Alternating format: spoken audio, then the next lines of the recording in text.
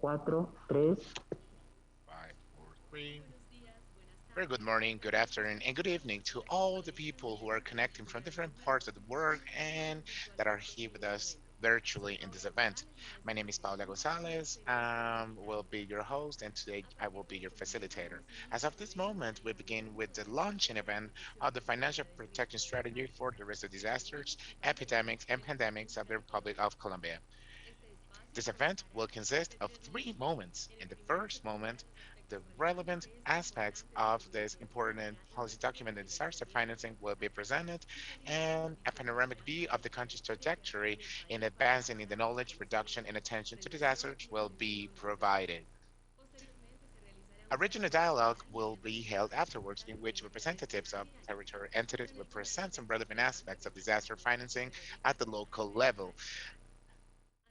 Additionally, with the market vision, the Territorial Development Bank, FINDETER, will be presented, who will jointly share the priorities and strategies of preventive measures for disaster risk financing. Finally, the international experience in this field will be provided by experts from different entities that I will present later on. Let us begin with the opening remarks of the Minister of Finance, Jose Manuel Restrepo Abondano, an economist and finance specialist from the Universidad de Rosario with a master's degree in economics from the London School of Economics, a specialist in senior management from INALDE, and also he holds a PhD in management of higher education institutions from the University of Bath. Dr. Restrepo served for nearly 3 years as Minister of Trade, Industry, and Tourism. He was also director of the Universidad de Rosario and of Colegio de Estudios Superiores of Management, Cesar. Before, he served as director of Business Foundation at the Bogota Chamber of Commerce. He was a manager of financial planning and budget of FONADE, and he was a member of the Institutional Chamber of the National Council for Quality Assurance in Higher Education of the Ministry of National Education. He has also worked as a business consultant and advisor on quality accreditation issues for higher education institutions. The following is Minister Jose Manuel Restrepo.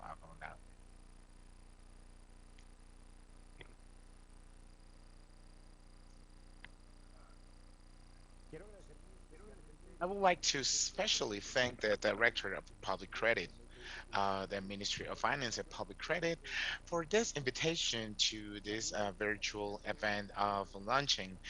Special thanks to every participant in this event. I believe that today, this is a relevant and important moment in which has been the construction of public policy in this Ministry of Finance.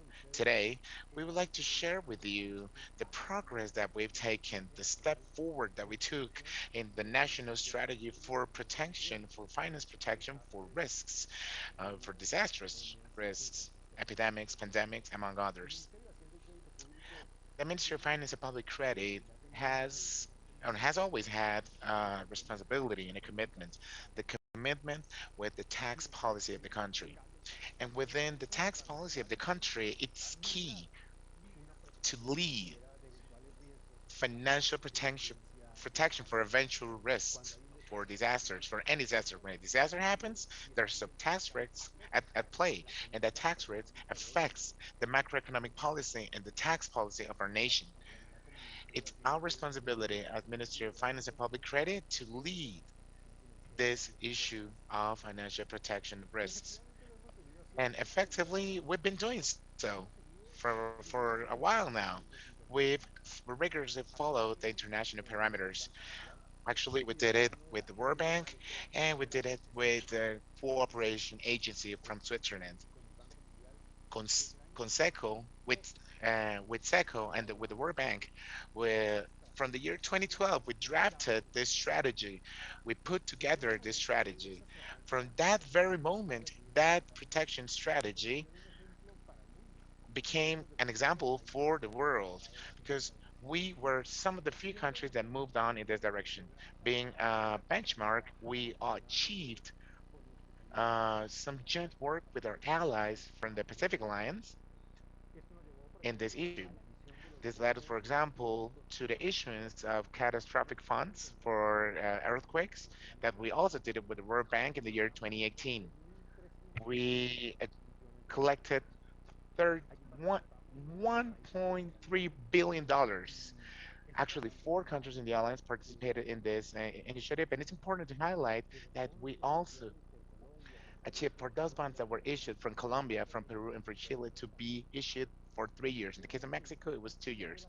Back then, that this was the second greatest, biggest transaction of the catastrophic bonds in the history of the world, and it was the greatest transaction of sovereign risk insurance that has ever happened in mankind. But that was not the important thing. The important thing is that we understood that we needed to expand this experience at a local level. Our country needed so, our region needed so. The country needed a financial proposal of those risks, the challenges that come from disaster. So that's how we formulated and we drafted that financial protection strategy at a subnational level. I would like to highlight that in May 2019, this allowed for the metropolitan area of the Abu Rabal in the Department of Antioquia to move forward in this direction by designing this subnational protection strategy. Cundinamarca did the same, and these were the first territorial entities in the world in formulating a policy with goals for financial protection with the support, of course, the Ministry of Finance and Public Credit and the Directorate of Public Credit. Afterwards, we took a next step. The next step was how to expand this experience, this subnational experience, to other territories of our nation. We brought in Putumayo, San Andres and Providencia, the Department of Huila. We did the same thing with Bogota, Medellin, and all the Department of Antioquia and the Department of Tolima.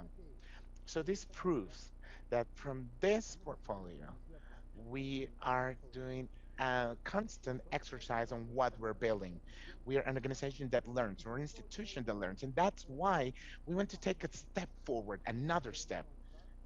We want to move forward towards that financial protection of disaster risks to become a version 2.0 of it. So what does this mean? This means a policy and a national strategy of financial protection of disaster risks that is more advanced. So what have we achieved with this policy? And what are the steps that we're taking today and that we want to share with you? First, to strengthen the objectives of this policy. Second, to describe the progress that we've made, the challenges that we've faced, how are we overcoming them, and what are the challenges that lie ahead.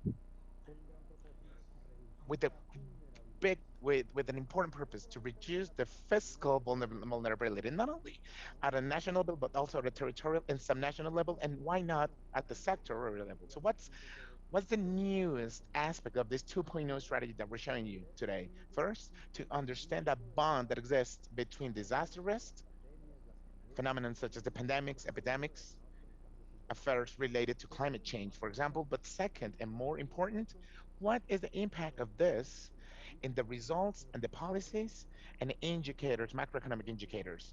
And I believe that something really important is to do and to make these results part of our public finance policies. It also allows to anticipate early actions that may be needed from the financial point of view.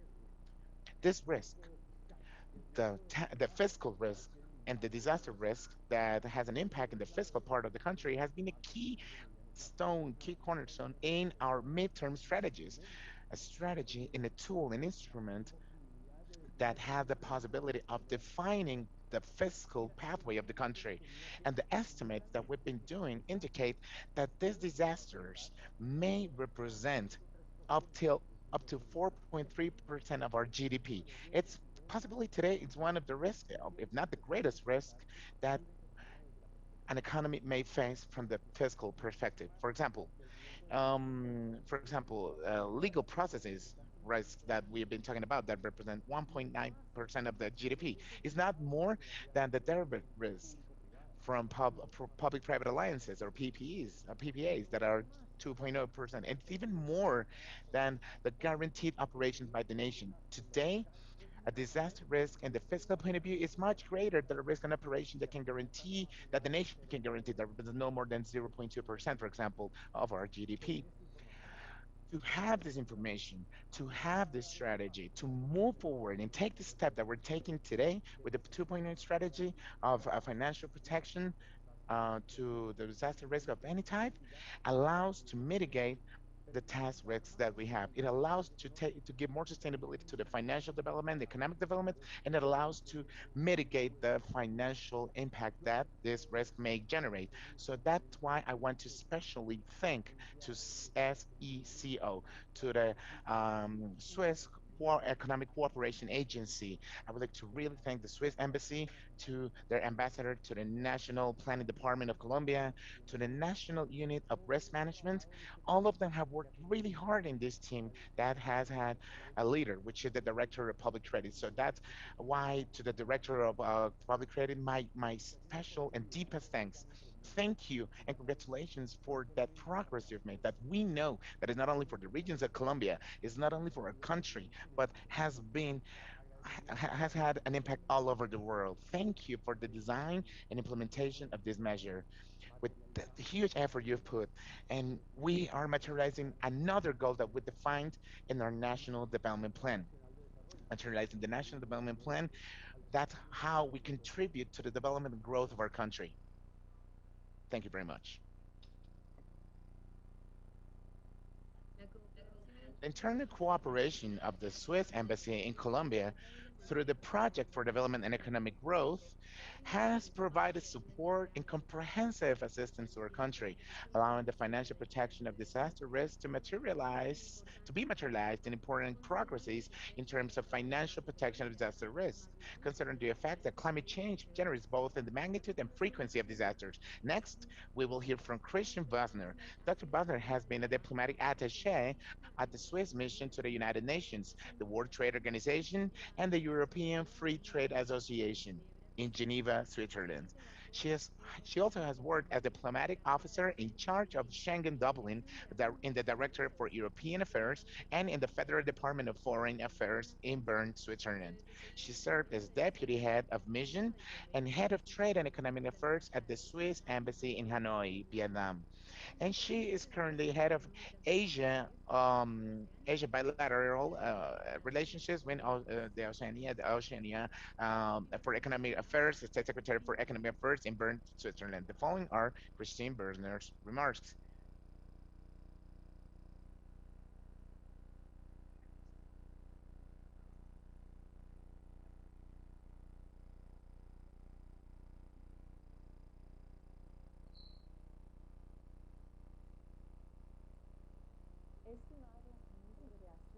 Dear Minister of Finance, Jose Manuel Restrepo, dear Director of the World Bank for Mexico, Colombia, and Venezuela, Mark Thomas, dear representatives from other entities at the national, territorial, and at the government level of other countries. Very good morning to you all.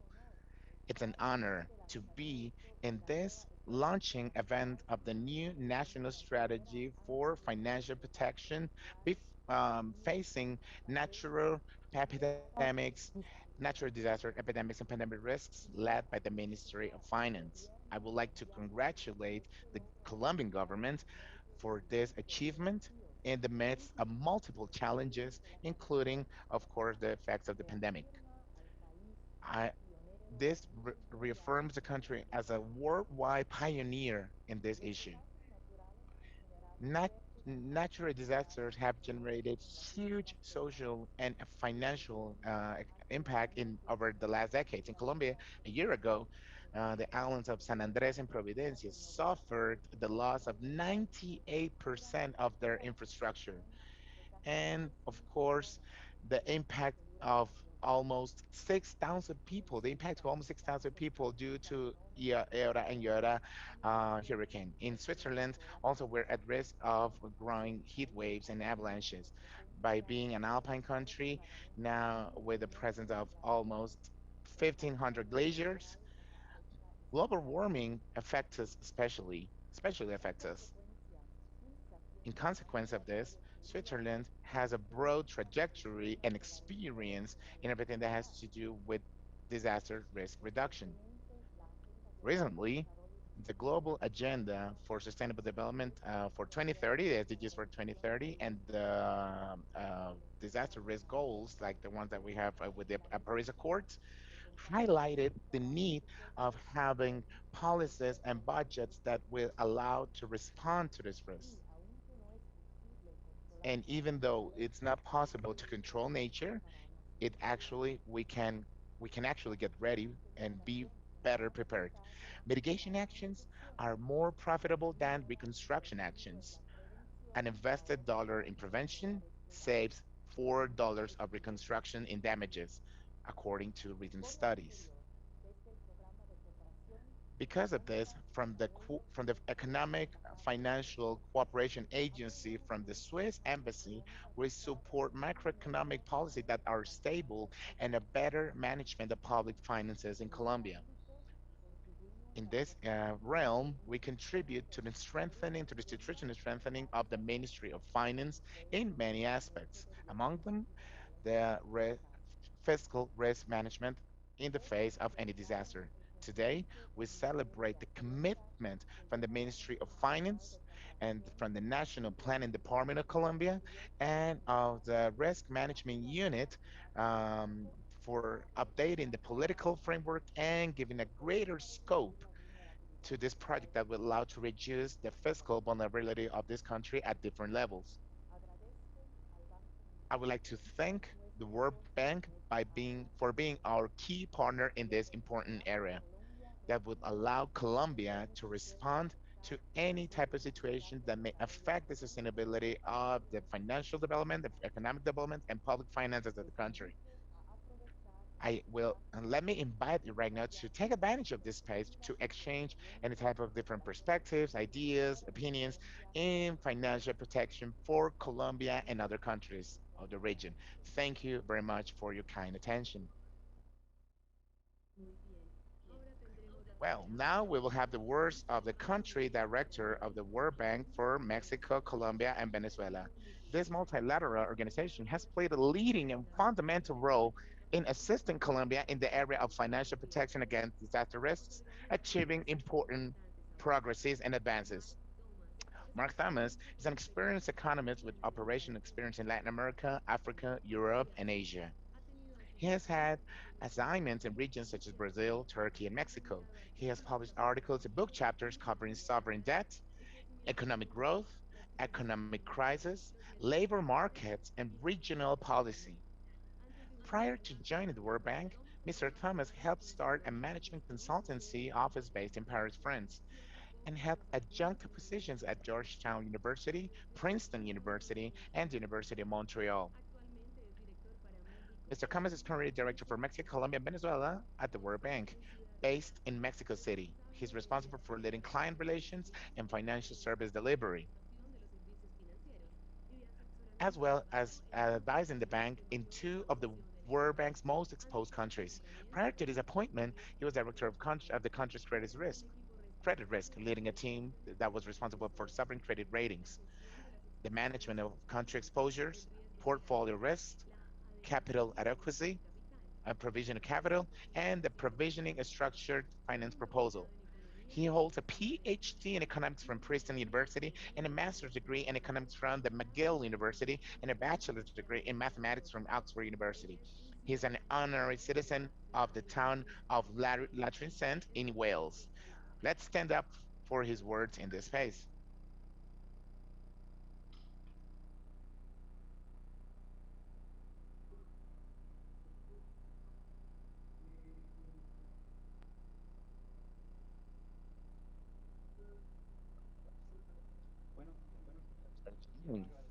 I would like to thank all the attendees to this event. A special greeting and deep special thanks to the Minister of Finance and Public Credit, Jose Manuel Restrepo, and to Christine Guzman, person in charge of business from the Swiss Embassy in Colombia. Special greetings to Cesar Arias, General Director of Public Credit and National Treasury, the Ministry of Finance and Public Credit, and to all the excellent panelists that are here with us today. Colombia has achieved important progress, important advances to reduce poverty and vulnerability for disasters. Disasters associated to natural phenomena represent an important challenge for the stability and sustainability of Colombia. which has one of the highest recurrence rates of these natural events in Latin America. We're talking an average of 600 natural disasters per year. Also, the reduction of the fiscal effects of events associated to natural risks, which is framed in the management of the contingent obligations, it's a key issue in which the World Bank is working with Colombia. In 2013, the World Bank supported the drafting of the strategy of financial management for natural disaster risks, which was the first one in the world, and also the 5-year plan through the program of funding and assurance and insurance with the support of the Swiss Embassy. Today, the update of this strategy was drafted in completely by the government of Colombia. Also, we've supported the drafting of the first strategies in the world for financial protection at a territorial, subnational level in the metropolitan area of the Aburrá Valley in Antioquia and Cundinamarca, in the archipelago of San Andres and Providencia, in Santa Catalina, Huila, and Putumayo. These strategies are in line with the national plan, acknowledging the particular aspects of each one of these territories. These efforts, which are reflected in financial protection strategies, will allocate resources to take care of the different phases of disasters and also to save lives and support the economic recovery of the regions. The lessons learned over the years can be seen in the update of this strategy, which includes new issues such as, for example, territorial and sectorial support, and also epidemic considerations, pandemic considerations, and climate change considerations as well. Colombia has proven to be a worldwide leader in financial management risk management, and a leader in it. It's been an example for many countries such as Costa Rica, Ecuador, and El Salvador, Philippines, Honduras, Jamaica, Panama, Peru, Serbia, and Uganda. With our support, Colombia has had two contingent credit lines, one to take care of the effects of the winter, Colombian winter, and the rain season, and other one for the effects of COVID-19. Right now, we are managing, creating a new contingent credit line. Also, in the Pacific Alliance, with the Pacific Alliance in 2018, we signed a coverage for 3 years for earthquake risks for $400 million that will come into effect till February this year. Currently, these countries are assessing the possible instrument of a transfer instrument, the possible strategy with meteorological and earthquake risks. Finally, Colombia counts with insurance and indemnification risk for more than $40 billion in built Colombian roads by public-private associations, by PPAs, through or PPPs, through these concessions. And we also would like to congratulate the government of Colombia for the launching of this new national strategy of financial protection of disaster risks, epidemics, and pandemics. We will continue supporting this process at a national level, territorial, and sector level, including the support of the Embassy of Switzerland in Colombia for the financial and economic development, and for which we're deeply thankful. Thank you very much. Up next, we will listen to the presentation, National Strategy for Financial Protection Against the Risk of Disasters, Epidemics, and Pandemics, which will be given by the Director of Public Credit and National Treasury, Dr. Cesar Augusto Arias. He's a professor in government and foreign affairs from the Externado University in Bogota, with a master's degree in public management from the University of Columbia in New York. He is the current General Director of Public Credit and National Treasury of the Ministry of Finance and Public Credit. He has served as Director of Global Market Research at Deutsche Bank Securities, Director of Sovereign Ratings for Latin America at Fitch Ratings, Research Officer at the International Monetary Fund, and Specialist at the Organization of American States in Washington, D.C. Welcome, Director.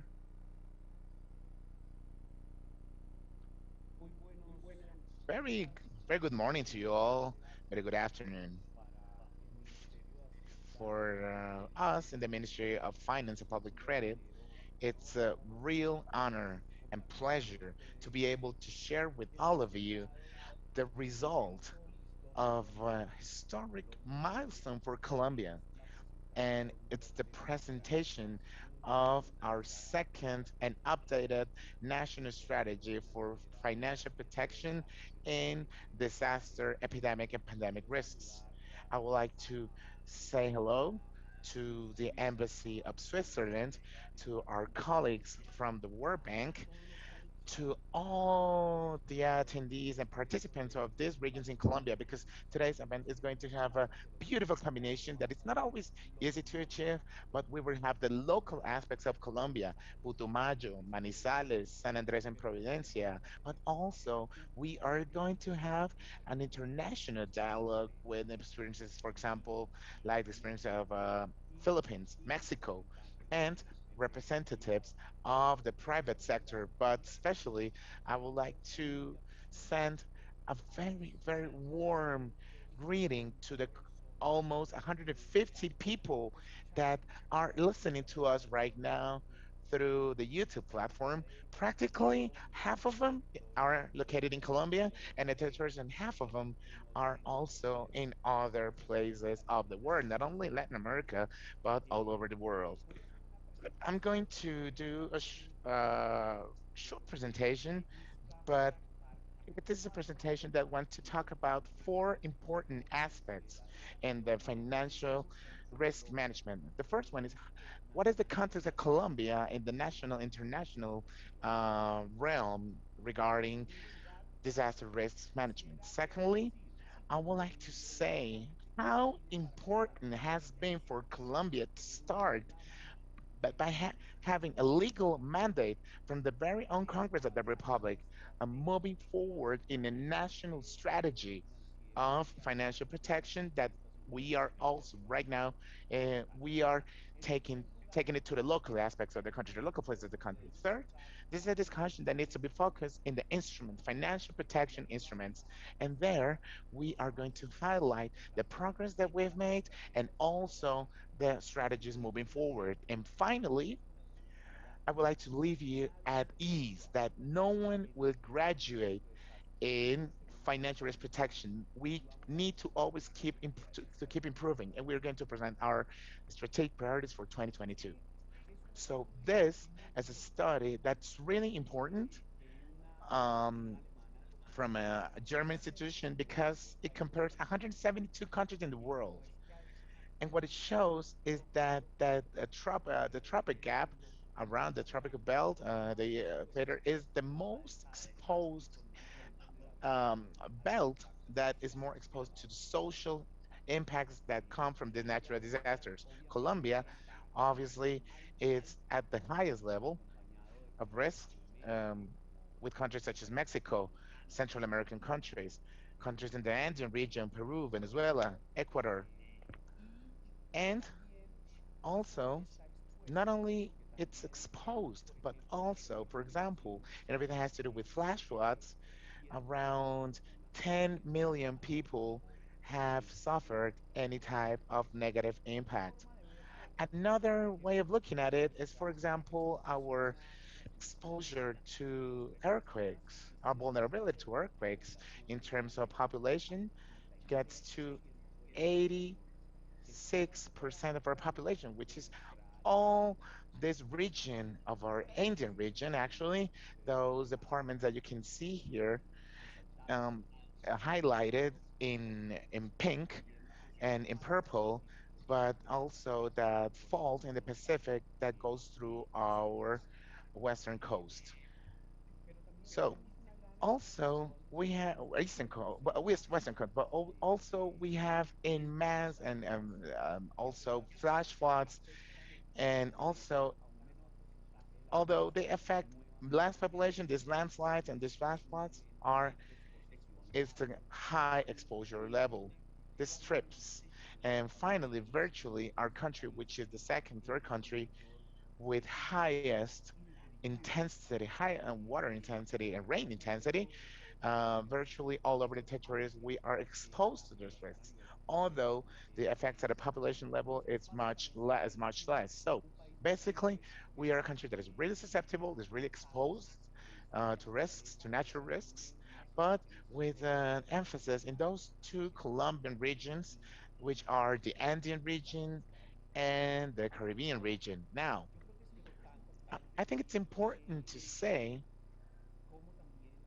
how we start to quantify these issues.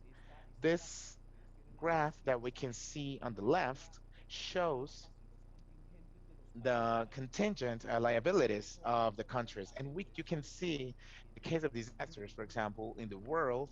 And this is a study of for that was done in 31 countries that were part of the OECD, show how the likelihood of occurrence is around 2%, and the losses and fiscal costs are around 2% as well.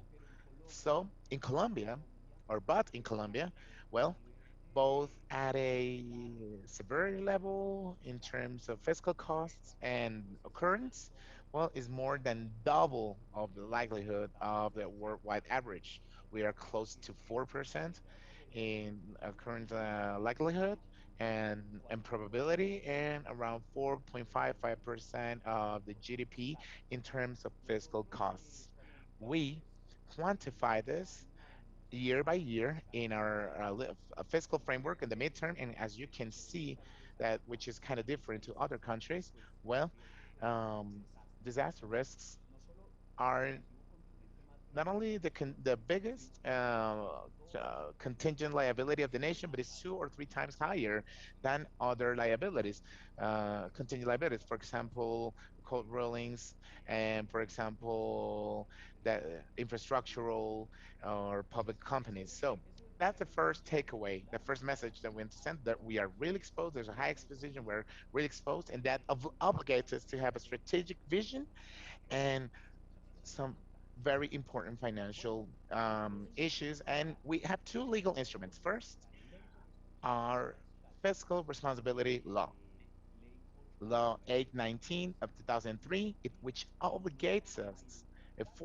not only to identify the contingent liabilities of the nation, but to quantify them year by year in the month of June in the framework of our fiscal framework in the midterm. That's where we do this quantification. But more important yet is that mandate that our National Development Plan law gave us, where they told us that it was our responsibility in the Ministry of Finance and Public Credit, in coordination with the National Unit of Risk Management and with other entities, with other national entities, with the National Planning Department, for example, and others, to have a strategy of risk management in place that was updated permanently.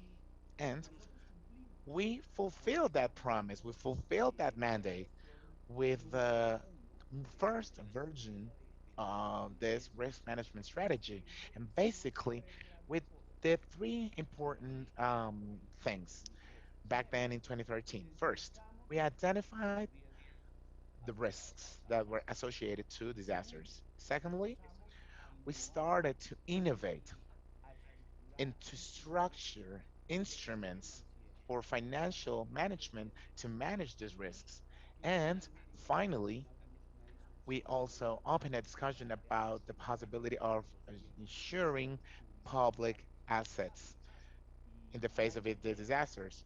And there's a lot of literature about it. We see, for example, how this insurance, for example, paramedical nature, are more important in the attention and rehabilitation stages of disasters. But for example, indemnization insurance, for example, in the study that the World Bank did, that are much more adequate for the reconstruction stage. So this was our strategy, our roadmap, starting in 2013 and in Colombia. But today, we have the pleasure of presenting to you, and it's already published in a webpage and is adopted by an administrative act and promoted, which is the national strategy of financial protection of risk management, but on top of that, of epidemics and pandemics. So what's new about this? What's the newest part about the strategy? First, we built on what was built before. We are still focused on the quantification of the liabilities and management through financial instruments, but also the first thing that we said, and I'm going to quote an American politician that said, All politics are local. All politics are local. So all politics is local. Here in the Ministry of Finance, we say all disasters are local, you know? So we want to complete this plan. We want to upgrade it from having a national strategy and downstream it to a territorial level.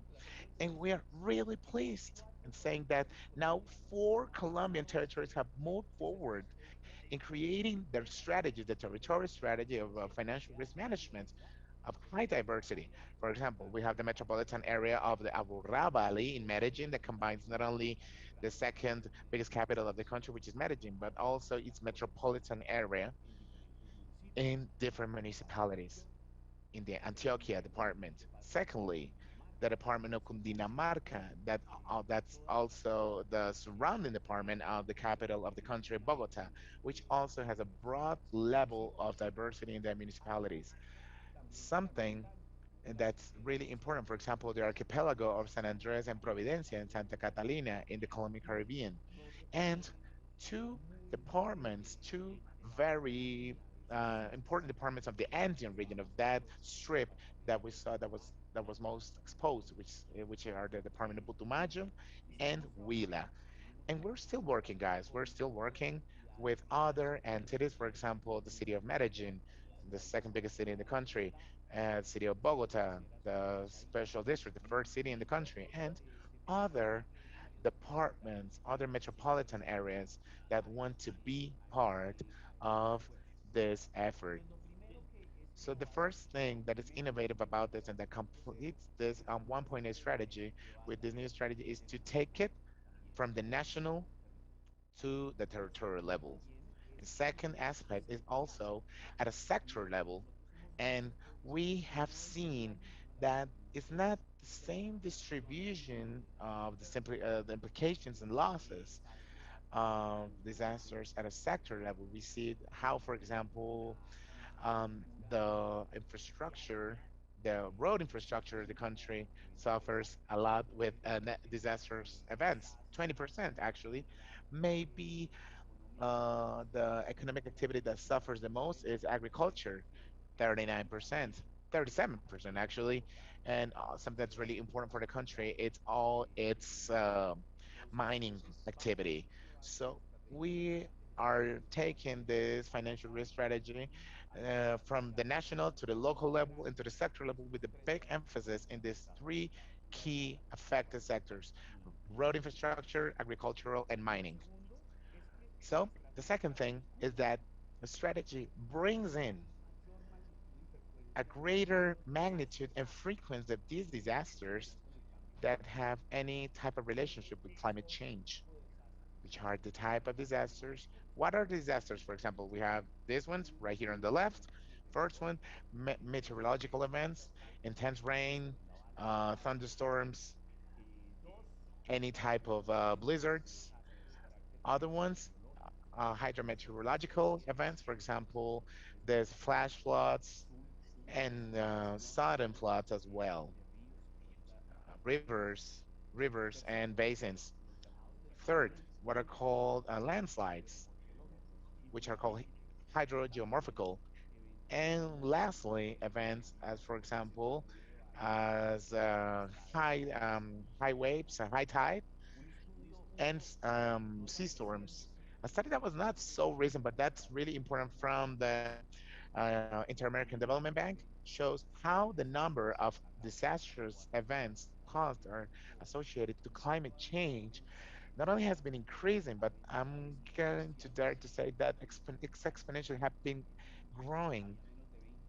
There was less than 20 disasters per year back then in the 60s and 70s.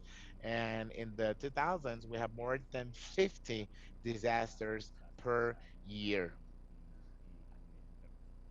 internationally speaking. So this is second pillar that has to do with climate change and that has to do with our obligation to migrating to a country that is much more resilient. And the last component that is not less important in this strategy is everything that has to do with the preparation, and management of this epidemic and pandemic risk. And what better example of the importance of having this type of strategies in place than what the world at a pandemic level has been suffering with COVID-19. So I'm not going to dwell a lot in the numbers and the figures at a level of advanced economies, first world economies in 2020. The world uh, suffered of economic contraction of 4.4%. And in the developing world, despite being not so developed and despite having less economic contraction, we had a contraction average of 3.3%. So the world lost a year, basically, financially speaking, in financial contraction and an average of around 4% in real terms.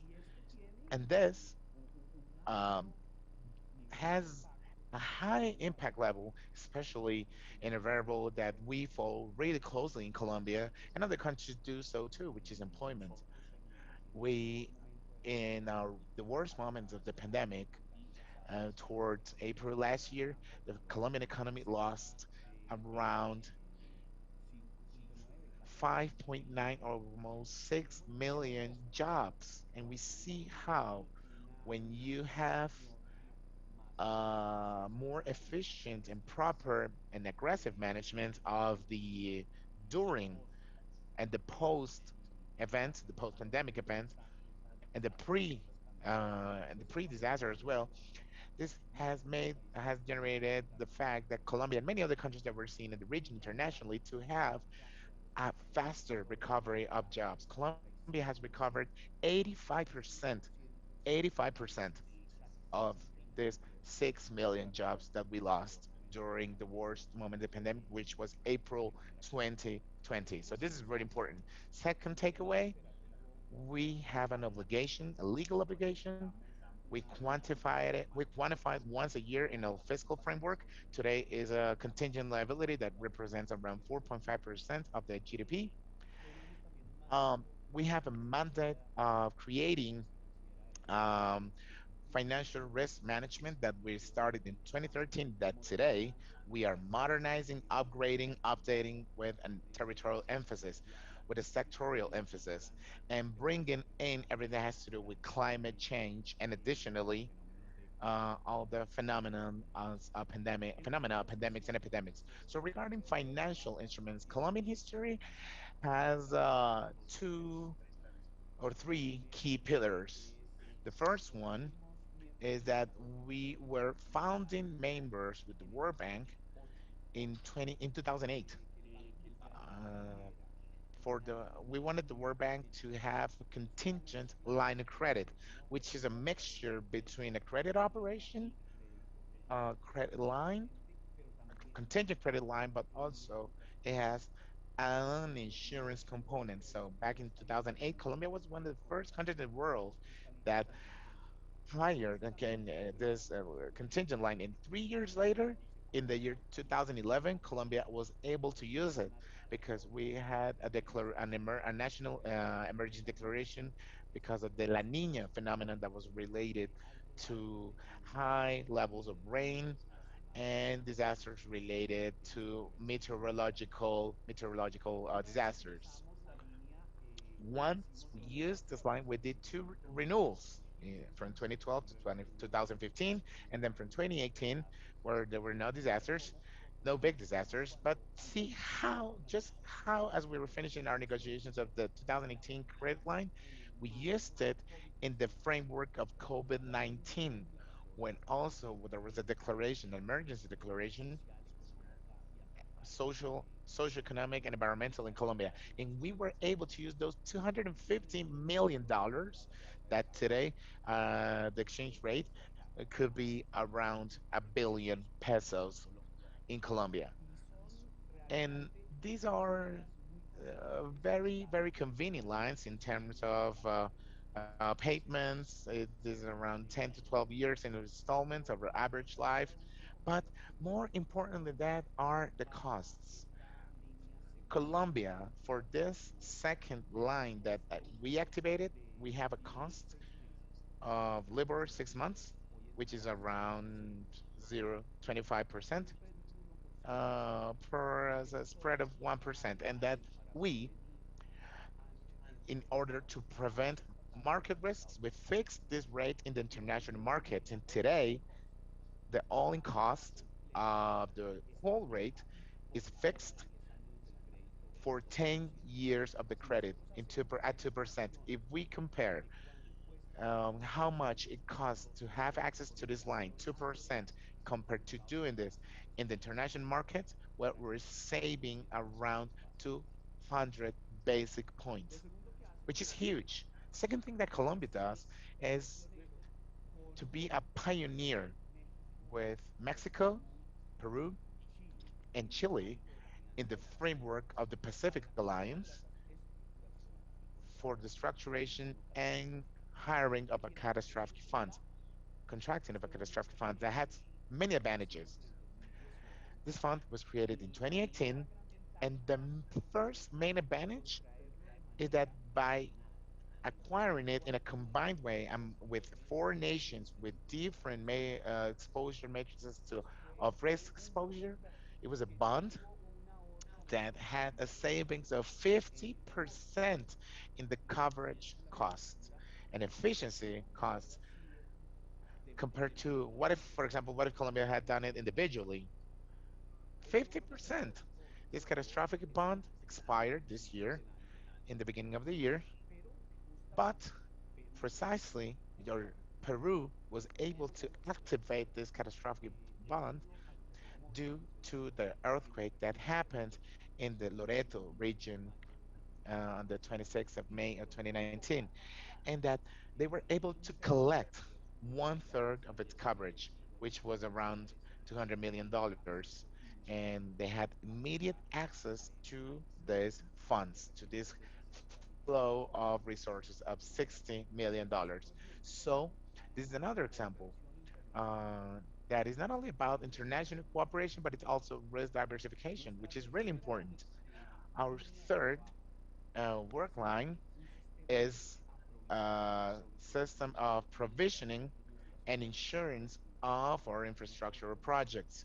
We, by law and by practice of the structuration of our public-private partnerships, each project that's done needs to be approved by the Ministry of Finance, not only to be able to identify the risks, but also to quantify the risks and to demand to the infrastructure projects provision levels at a contingency fund that in case of being materializes, in case of this risk materialize, can cover this risk. And for example, we have here how the two risks that are more associated to disasters, for example, geological risk and environmental risk, are the ones that are the most important from the um, superior costs. So this allows to have efficiency of 34% in the provision system. This cost overrun. These projects are can be covered by banking, but they can also be an effective coverage of the associated risks. So finally, what are we going to focus on? What are we going to do in 2022 and the upcoming years? First, we're going to do all the studies, all the parameterization of a catastrophic fund that is not only for earthquakes, like we did in the beginning, but hydrometeorological. You see here in this map that the biggest threat for Colombia is precisely everything that has to do with flash floods, sorry, and landslides. Flash floods registered 86 cases in the last years and represent 60% of the natural disasters in Colombia. 29% have to do with landslides, 8% with thunderstorms, and 3% with droughts. Water surplus or lack of water in Colombia have been the disasters that have the most physical impact. Actually, we mentioned this the La Nina phenomenon in 2011. If you add this up, it was around 2.5% of the GDP, the impact that had loss in losses in the 70s and 80s. So first, we're going to be parameterizing and structuring our hydrometeorological catastrophic fund. Secondly, we are recalibrating this risk matrix, regional risk matrix that you see at the center of this slide to do the renewal of this catastrophic earthquake catastrophic fund that can allow us to cover ourselves, to protect ourselves in a similar period of time. And we're also doing this together with the countries of the Pacific Alliance, given the positive experience that we had in the past. And finally, when we mention that all disasters are local, well, we want to make this contingent lines of disasters more territorial. Just as we were able to have access to these contingent lines, that the first one that we did with the World Bank, we want to take this to the subnational level. We want to take this to the subnational level, and there's an issue of solidarity in which even the nation, through its guarantee, can collaborate so that these governors' offices, municipalities can access these credit lines. So if we take a look at it, just to finish up, if we see it as a matrix, in the top left part, sorry, we see what we have achieved and what we have done in process, and in the right part, we will see what we have done in financial instruments and the territorial components. Well, starting in the top left part, we have achieved to access and partial coverage of disasters with our contingent lines of the World Bank, the CAT DDOs 1 and 2 in 2011 and in 2020. We've had a robust insurance system for PPPs. Also, we successfully created the CAT bond for earthquakes, the catastrophic bond. And in the territorial component, we have already developed the financial protection strategies for disaster risk in Cundinamarca and in the Aburrá Valley, in the archipelago of San Andres and William Putumayo. And what's coming? What's coming for us? So when we want to migrate to the territorial aspect in terms of credit lines for contingencies due to disasters, to ensure the CATDD or CATDDO that right now, last week, the Congress of the Republic, in a position previous than the one that I have right now, approved and gave us the authorization to the Minister of Finance and Public Credit to renew that CAT for $300 million to work in the catastrophic and the hydraulic water catastrophic fund and the recalibration of the earthquake one, and to bring the biggest cities, Bogota and Medellin, to the territorial strategies, and also to of the departments of Tolima and Antioquia. Once again, I would like to send my deepest regards to everyone that's here in Colombia with us in our territory, internationally also as well in Latin America, in the Caribbean, and Europe and Asia. I would like to thank you for your participation in this event, and I would like to wish you have a great rest of session. Thank you very much. Thank you very much, Director. We continue with Dr. Gerardo Jaramillo Montenegro, General Deputy Director of the National Unit for Risk Disaster Management, which coordinates disaster risk management in Colombia, strengthening the capacity of public and private capacities in the community and in the society in general, with the explicit purpose of contributing to the improvement of the quality of life of people and sustainable development through the knowledge of risk, its reduction, and the management of disasters associated to natural, socio-natural, technological, and human non-intentional disasters. Dr.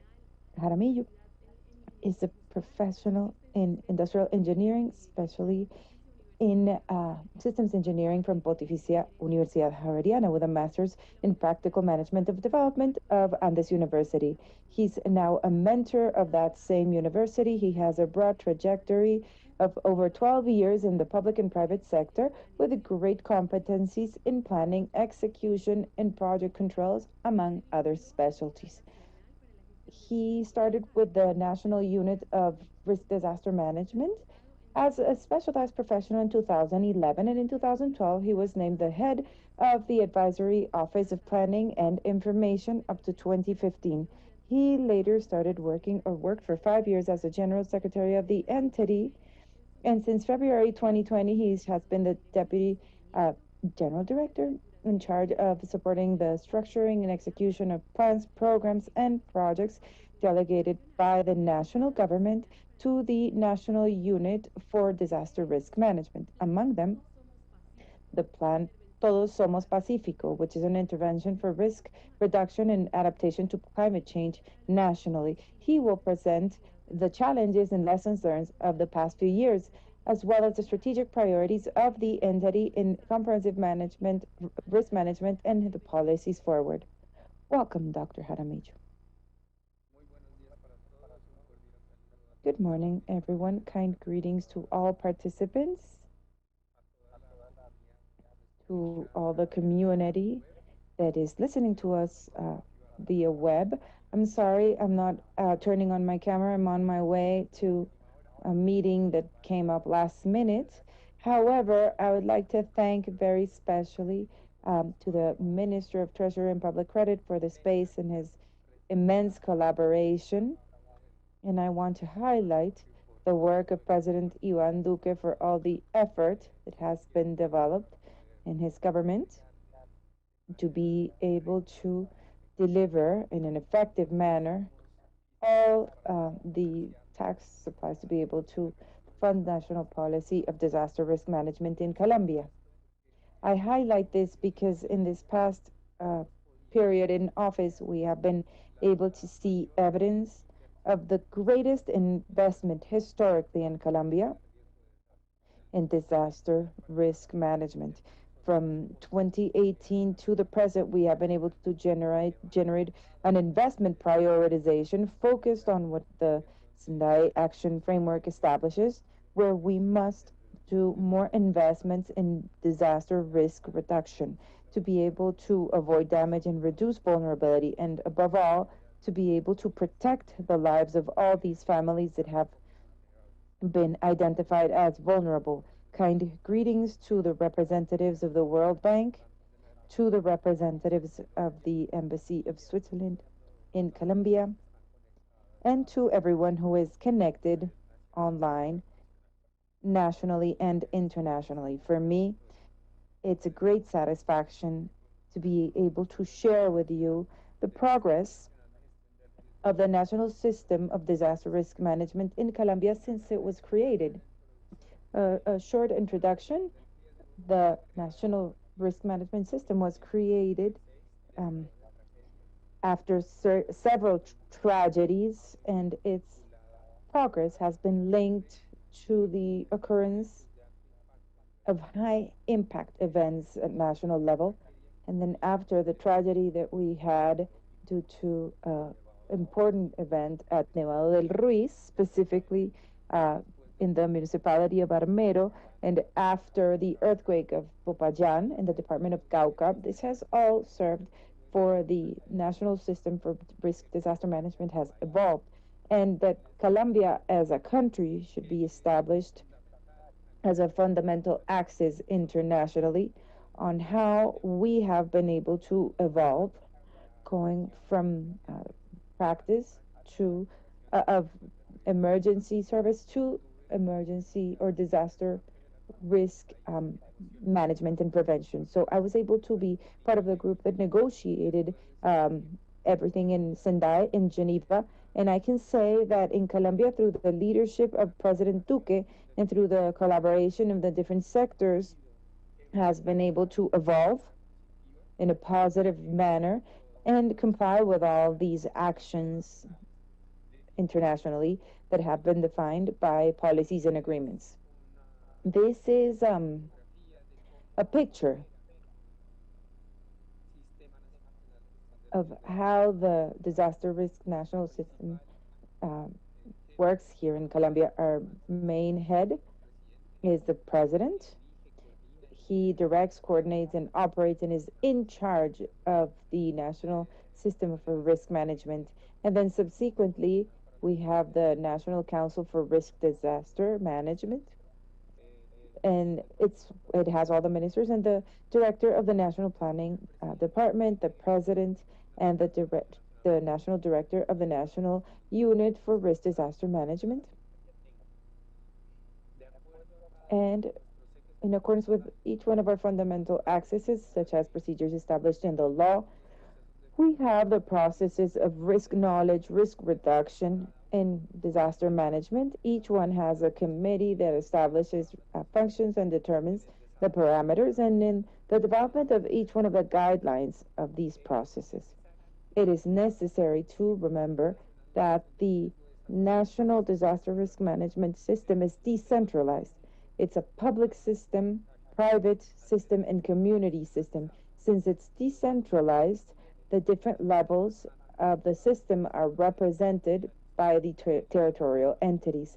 In the departments, through the governor, and in the municipalities, through the mayor. And each one has a similar component to the structure of the committees at national level that are based on an environment or an entity or body that is determined, such as the Department Council for Disaster Risk Management and municipality councils for disaster risk management. And this is how we determine the decentralization of the system and the support, the complementary support exercised by the nation is established through capacities. They're identified when the capacities are overflowed in the processes of knowledge reduction and management. And that's how the national government supports in a complementary manner all the actions in the regions with capacities, financial capacities, with human resources, with technical capacities that allows us to have an indicator of over 98% in effective attention to all the emergencies and calamities. Now, the National Policy for Disaster Risk Management was implemented in 2012. And this Law 15 of 2012 establishes the National Policy for Disaster Risk Management. And this national policy is a roadmap. It establishes how the actions of the national government need to be defined and the different components of the system in the framework of knowledge reduction and disaster management. Next slide, please.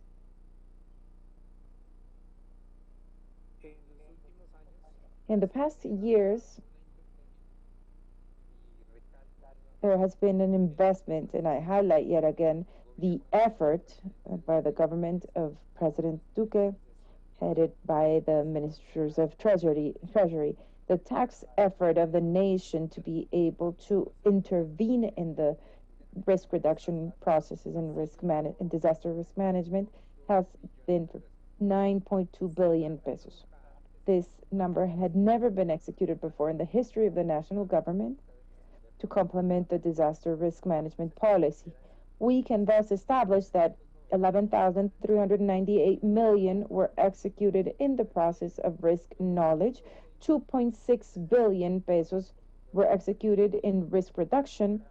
This number had never been seen before.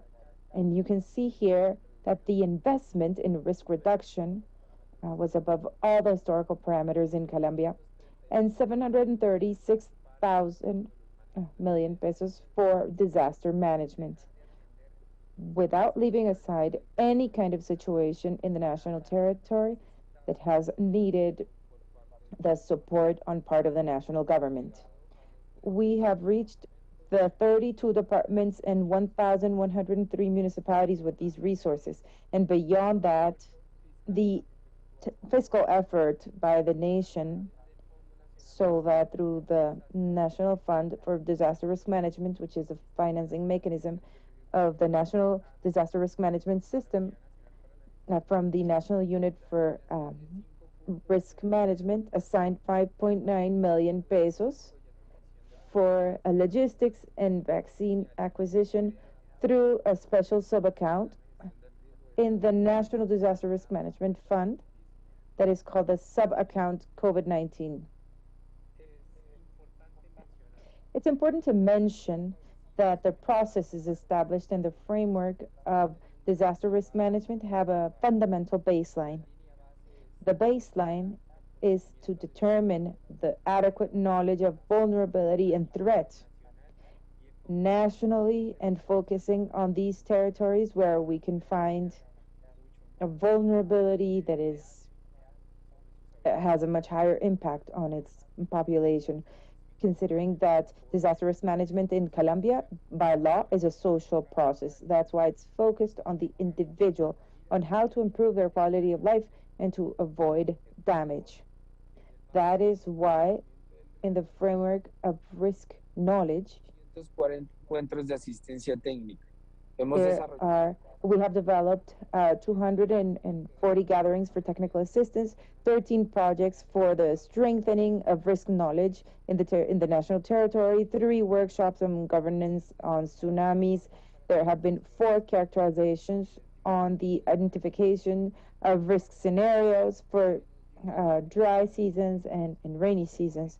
We have also executed tools created from the National Unit for Disaster Risk Management, like the Atlas of Risk in Colombia, where it establishes through indicators that have historical information and also that have territorial vulnerability, the typification of each one of the risks, the hydrometeorological risks, the risks associated to geomorphology of the country, the risks related to the closeness to oceans, all the risks established by causes, natural causes, as per the geographic location of Colombia, and additionally also for the characterizations of the socioeconomic variables of the populations that are in these territories. That's how, through the risk atlas in Colombia, we have been able to identify in each municipality what the risk management indicator is like. We have done different events where we have reached over 100,000 views via streaming. But even though there have been difficulties during the pandemic, we have developed we have developed different online strategies to be able to continue with the execution of the processes of dissemination for the identification of vulnerabilities in the territory. And additionally, we have began and continued with our policy of communication of risk based on didactic learning. Colombia has a Museum of Knowledge on Disaster Risk Management, which operates and it's subscribed to the National Museum Network. And we can have a learning that is didactic in the evolution of disaster risk management. That's how, in the risk knowledge process, we have reached 32 departments and have been able to execute over 11,398 million to be able to improve threat identification and communication of risk in the territory. Next, please. I'm going to go very quickly through this slide. The prospective intervention is focused on the process of risk reduction. It's determined in how we generate intervention in the territories and nationally to avoid vulnerability or threat to be materialized as per the identified risk. That is why we have focused the work of the National Unit for Disaster Risk Management in strengthening the mechanisms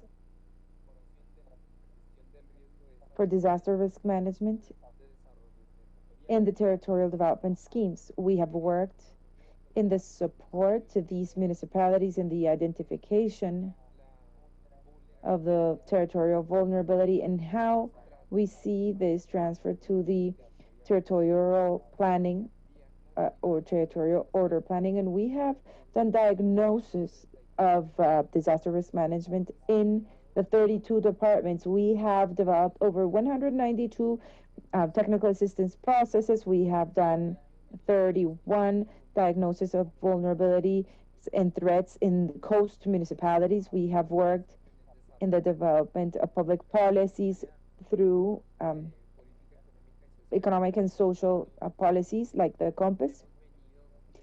We have been developing all the processes that we are obliged legally to take care of in the territories. We have identified how to work hand in hand with the communities, where in this government we work with an initiative that goes beyond the work with the territorial authorities. We are reaching directly the communities of the municipalities, directly to these community associations that allow us to be the first managers for disaster risk in the territory through the policy of risk communities that's being executed since 2018. Our funding mechanism is the National Fund for Disaster Risk Management nationally, and the financing mechanisms of the territories are the territorial funds for disaster risk management.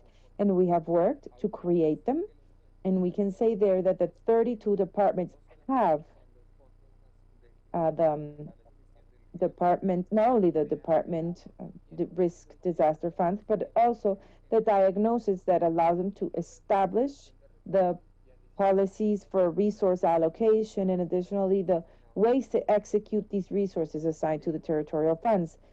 Likewise, we have worked with 516 municipalities so that this funding mechanism at territorial level can be adopted correctly. And we can say also proudly that the 32 departments at national level have disaster risk management offices. Next.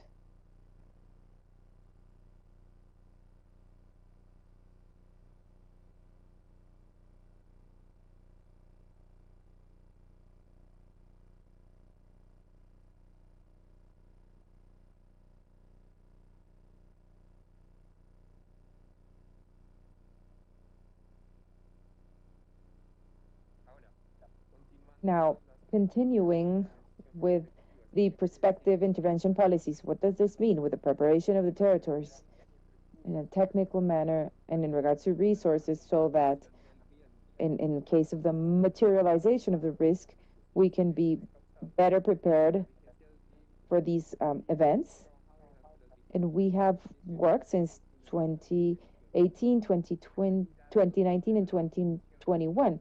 And here we have information on the executions of the processes carried out in 2019 and 2021. In 2019 with over 1,047 attendees, and in 2021 with over 1,700 attendees. And we can identify that even though there was a pandemic in 2020, we had over 3,800 attendees. What does this mean? That all the online gatherings and dialogues allow us to do the socialization of all the disaster risk management processes nationally, but also considering how we can transfer this knowledge to the territorial level.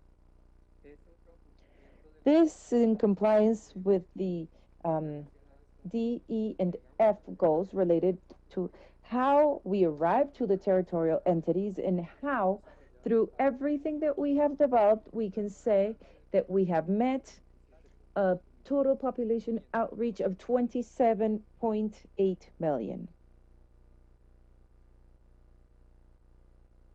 Next, please.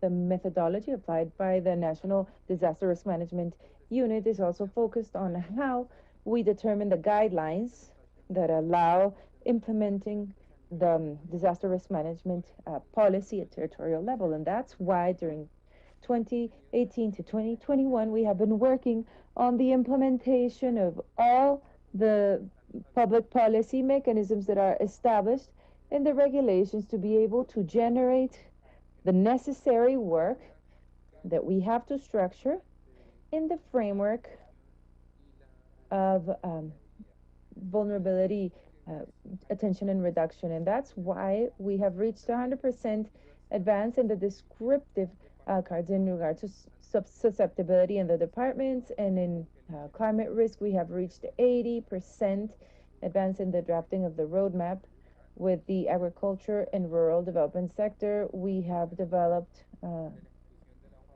all the execution of the roadmap with the education sector, which is one of the ones that has had the greatest impact in natural phenomena. We have also developed 100% of the roadmap with the mining and energetic sector to be prepared in the disaster risk reduction and impact in this sector. And we have also drafted the roadmap with the defense sector and for the to be ready in the risk reduction management. And here, as a parenthesis, the defense sector has over 70,000 elements, and I mean people, that work and are positioned to support um, the attention in disaster management framework. And each one of the forces has personnel that is trained and reliable to be able to support this execution of the emergencies of a high scale or also territorial emergencies. That's why the participation of the defense sector is very important. And we have developed technical assistance in the territories and guidelines so that the territories can implement the disaster risk management policy in an adequate manner. In terms of strengthening, community strengthening, as I was saying, I'm not going to go deep into this, but it's just how we have developed instances at territorial level, national, and even international level to be able to um, create and apply the entire disaster risk management policy to the individual, to the community organizations, to be able to strengthen disaster risk self-management at individual level. Next, please. In terms of disaster risk reduction, as I've mentioned, and the representatives of the Ministry of Treasury and Public Credit have mentioned as well, we have identified how we have worked jointly with the Ministry of Treasury and Public Credit and the rest of the stakeholders, like the National Planning Department, for the execution of the different CAT DDO that have been executed through the execution mechanisms.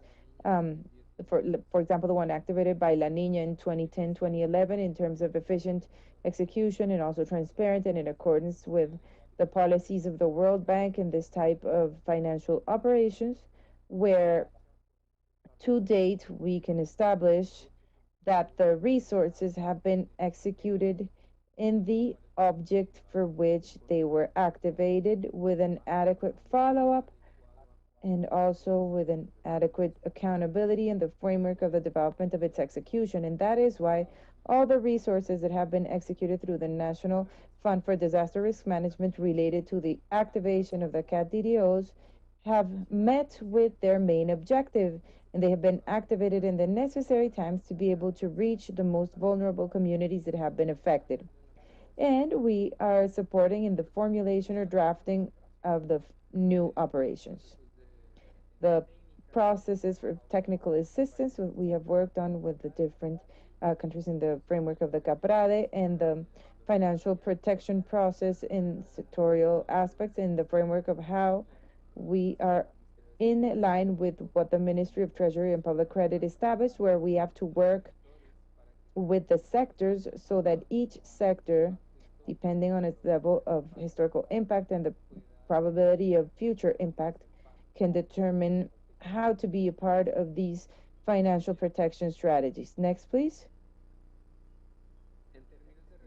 In terms of risk reduction, Colombia has evolved as a country in the last 30 years, and we have been able to change the public policy in the framework of modifying the differentiation in terms of investment. And what do I mean? Where we can increase the investment in reducing vulnerability and maintaining the necessary investment to support territorial emergencies. That is why in the disaster risk reduction process during 2018-2021, the national government, once again, I highlight the commitment of President Iván Duque. I can say that he, together with the ministers of Treasury, have generated as a priority the investment. And with this, we have executed 3.1 billion pesos in the entire national territory, benefiting 136 municipalities in execution to 130 projects to reduce the vulnerability related to hydrometeorological phenomena in terms of vulnerability related to the geomorphology of soils. I would like to close with one last slide that is related to, next please. Next, let's go to the emergencies of the past. Next. There. Next. There. As a national government during the past years, and I will not take more than 15 minutes, 5 minutes here, we have developed strategic projects for Colombia.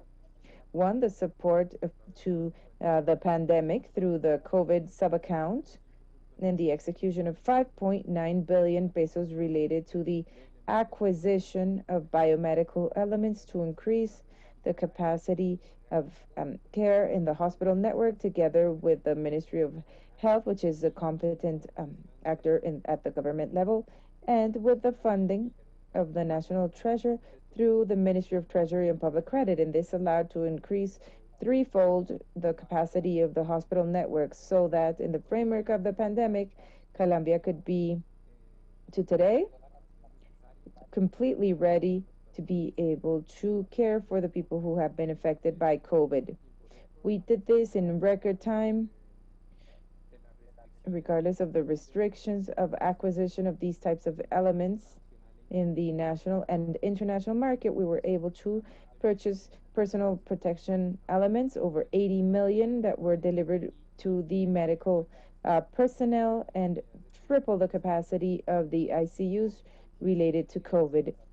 Additionally, through this funding mechanism, we were able to get all the vaccines that are being given right now in the country. Just to tell you that also through epidemics and pandemics, we're ready in the country to act as a system through the existing funding mechanism. And additionally, I want to mention that we're working on strategic importance projects for the government that are focused on the reduction of vulnerability and of course on the reduction of the impact of climate change. And one is our flagship project of coast protection in the city of Cartagena, where we are going to protect over 4.5 kilometers of the coast of the city of Cartagena. This is a joint effort between the national government, and this was declared a strategic importance project for the government, with an allocation of 100 million pesos by the national government and 60 million pesos by the mayor's office of Cartagena. And we already started the execution this year.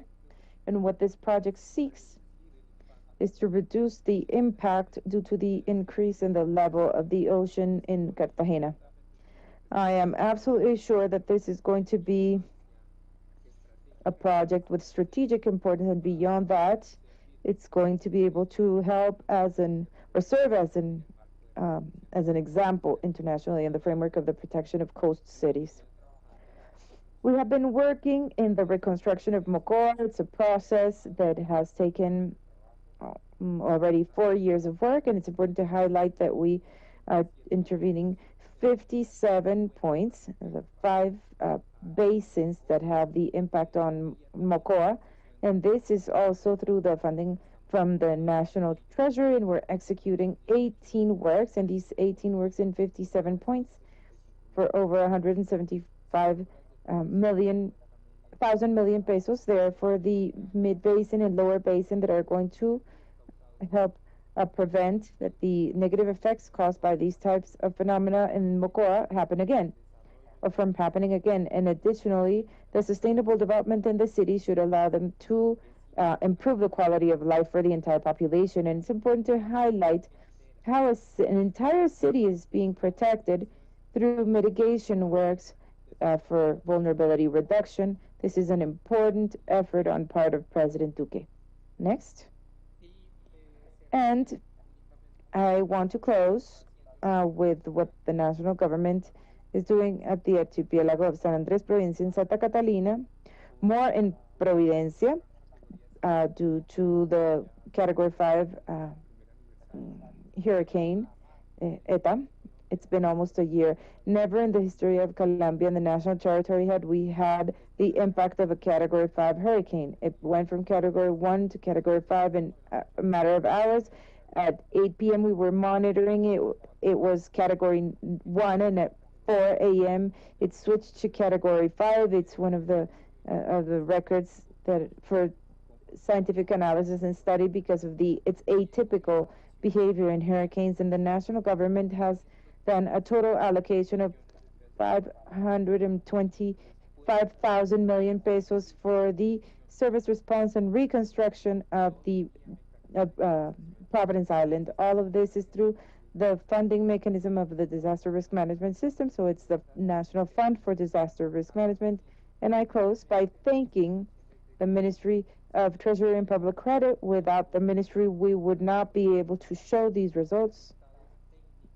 These are technical results, these are operational results or execution results for infrastructure, for vulnerability reduction, for keeping us in mind in the projections of the mid-term spending framework, and for giving us the trust of the national government to be able to generate these interventions in the entire territory that have allowed us to reduce vulnerability. We have to continue working? Yes, of course we do. And to the World Bank, personally, I have been able to work with you in different designs and structuring of programs, including the CATIRIOs. And for us as a country and as an entity, we thank you for your collaboration with your effort in the transfer of knowledge and the provision of resources in the implementation of the National Disaster Risk Management Policy in Colombia. I'm sorry I went a little bit over time. Thank you very much. And from the National Unit for Risk Management, we thank you for your participation. Thank you, Dr. Jaramillo. Now we are going to start the dialogue on financial management of disaster risk from the territorial perspective. And from the market, we welcome Dr. Sandra Gomez Arias, President of the Territorial Development Financial Company FINDETER. She's a Bachelor of Science in Mechanical Engineering of EAFIT University and expert in public and corporate finance. She has worked in different positions in the public and private sector. Her experience in treasuries and investment portfolio management has led her to have important executive positions in the Investment Banking for Benefits, the General Directorate of Public Credit, and the National Treasury of the Ministry of Treasure and Public Credit, and the Institute of Social Security, among others. She has broad knowledge on Social Security, pensions, severances, health, and occupational risks, as well as public policies that direct them. She has directed entities like Fidu Previsora and has been part of the directive team of BBVA Horizontes Pensiones y Cesantías. Welcome, Dr. Sandra.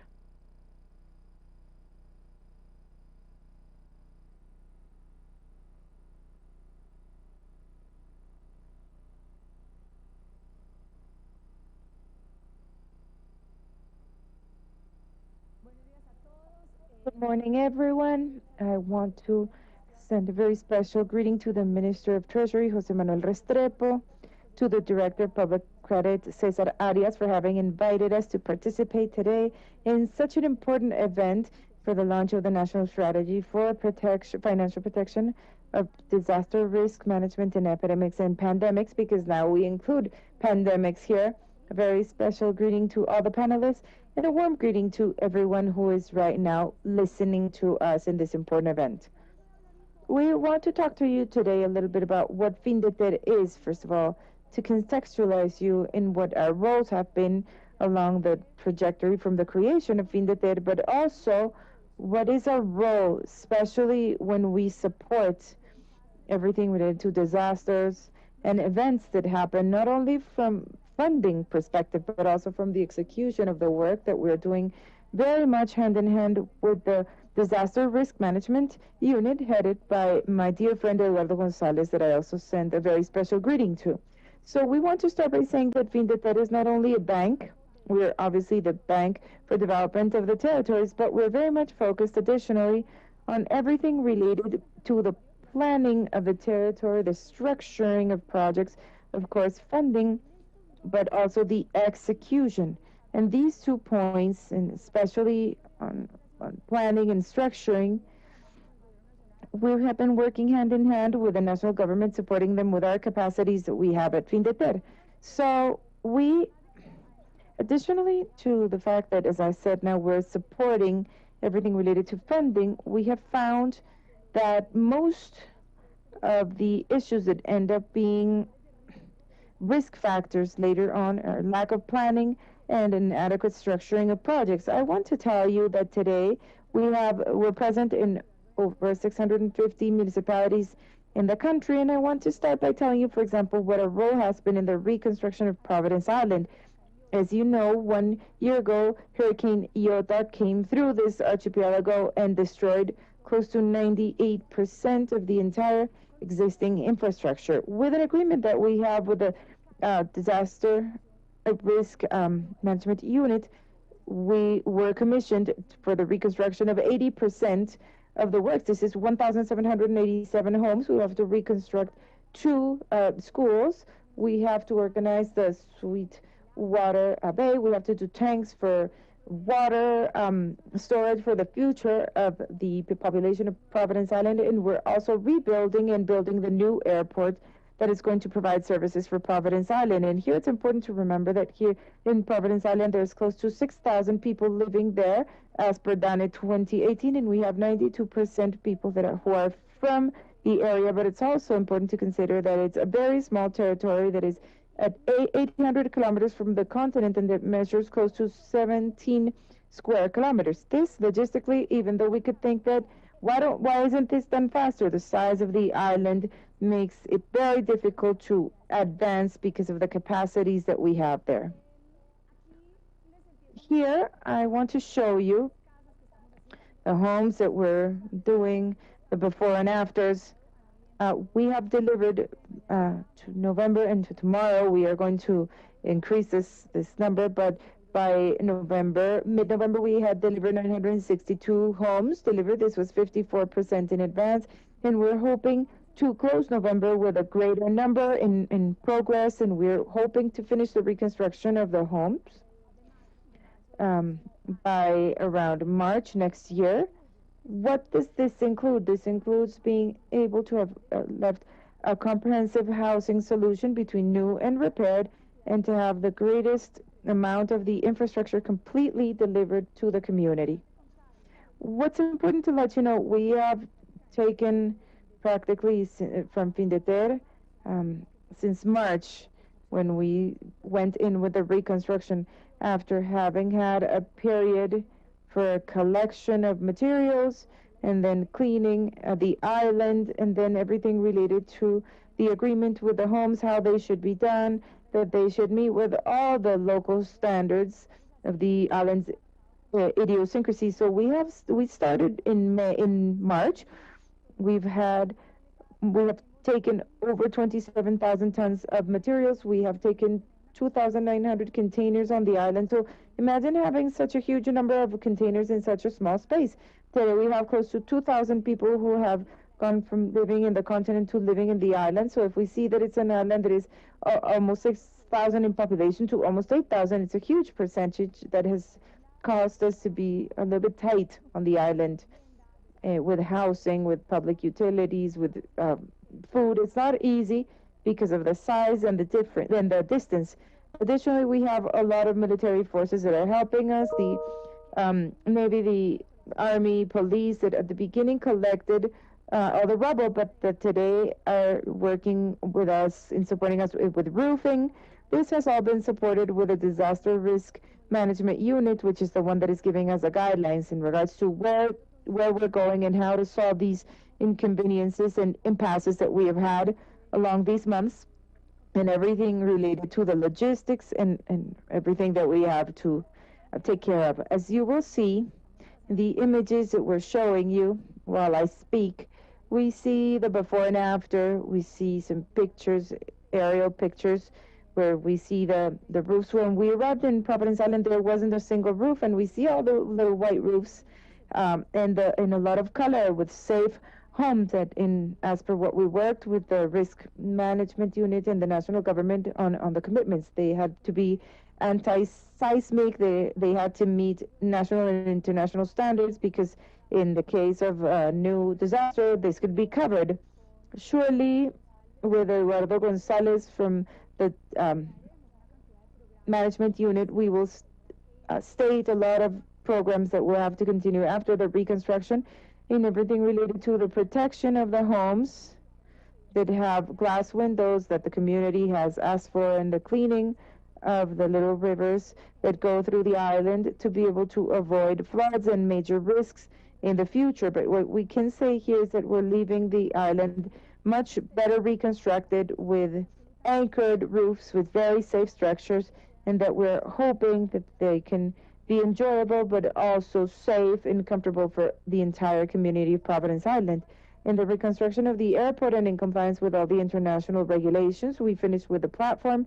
We're completing everything of the new terminal that will also have all the seismo resistance regulations, and the sweet water, fresh water storage capacity has now tripled its capacity. We're almost done with the excavation to leave this in optimal conditions, and we built the tanks for water storage so that in these types of rainy seasons, all this water can be stored that is needed for the consumption of the population in the island. The reconstruction of sports scenarios, we're meeting with the schedule, and we're also complying with everything related to the sports scenarios and the schools.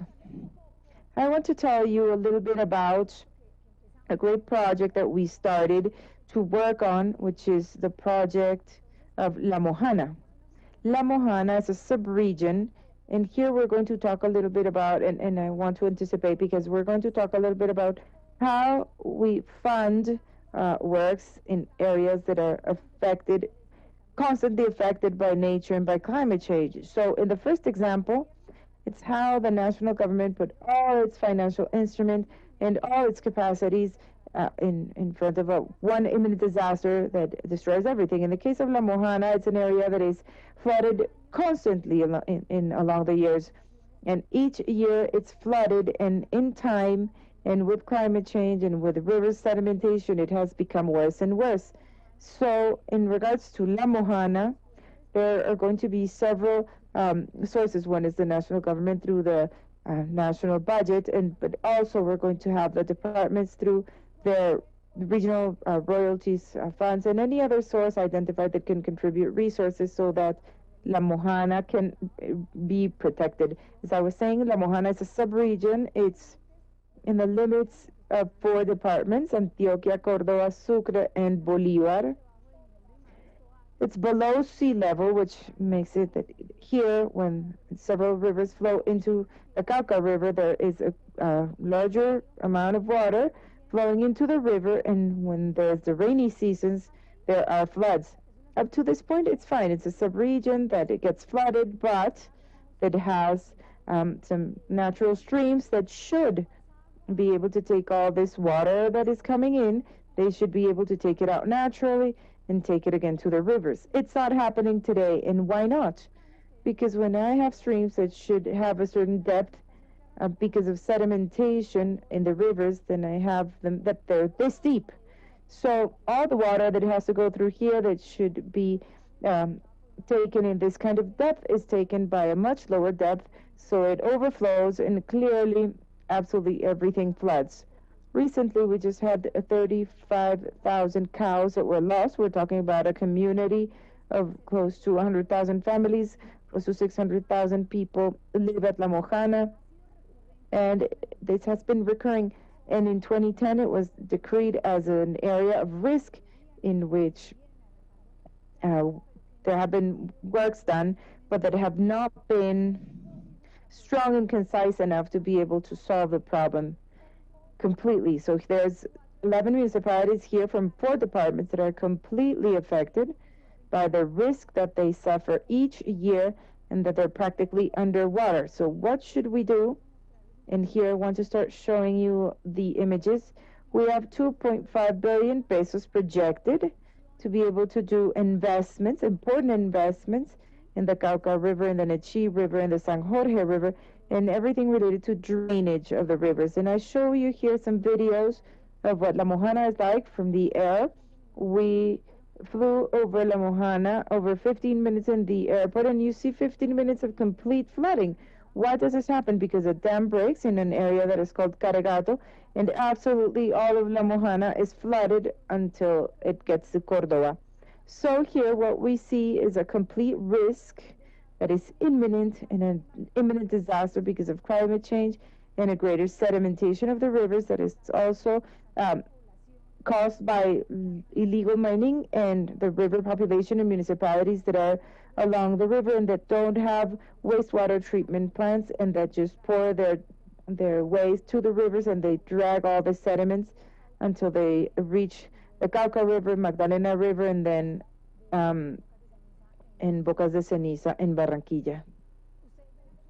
You see here, and I show you some of the news that has come out, and we have to do a lot of work to be able to mitigate this dams, dry dams, breakers. We need to do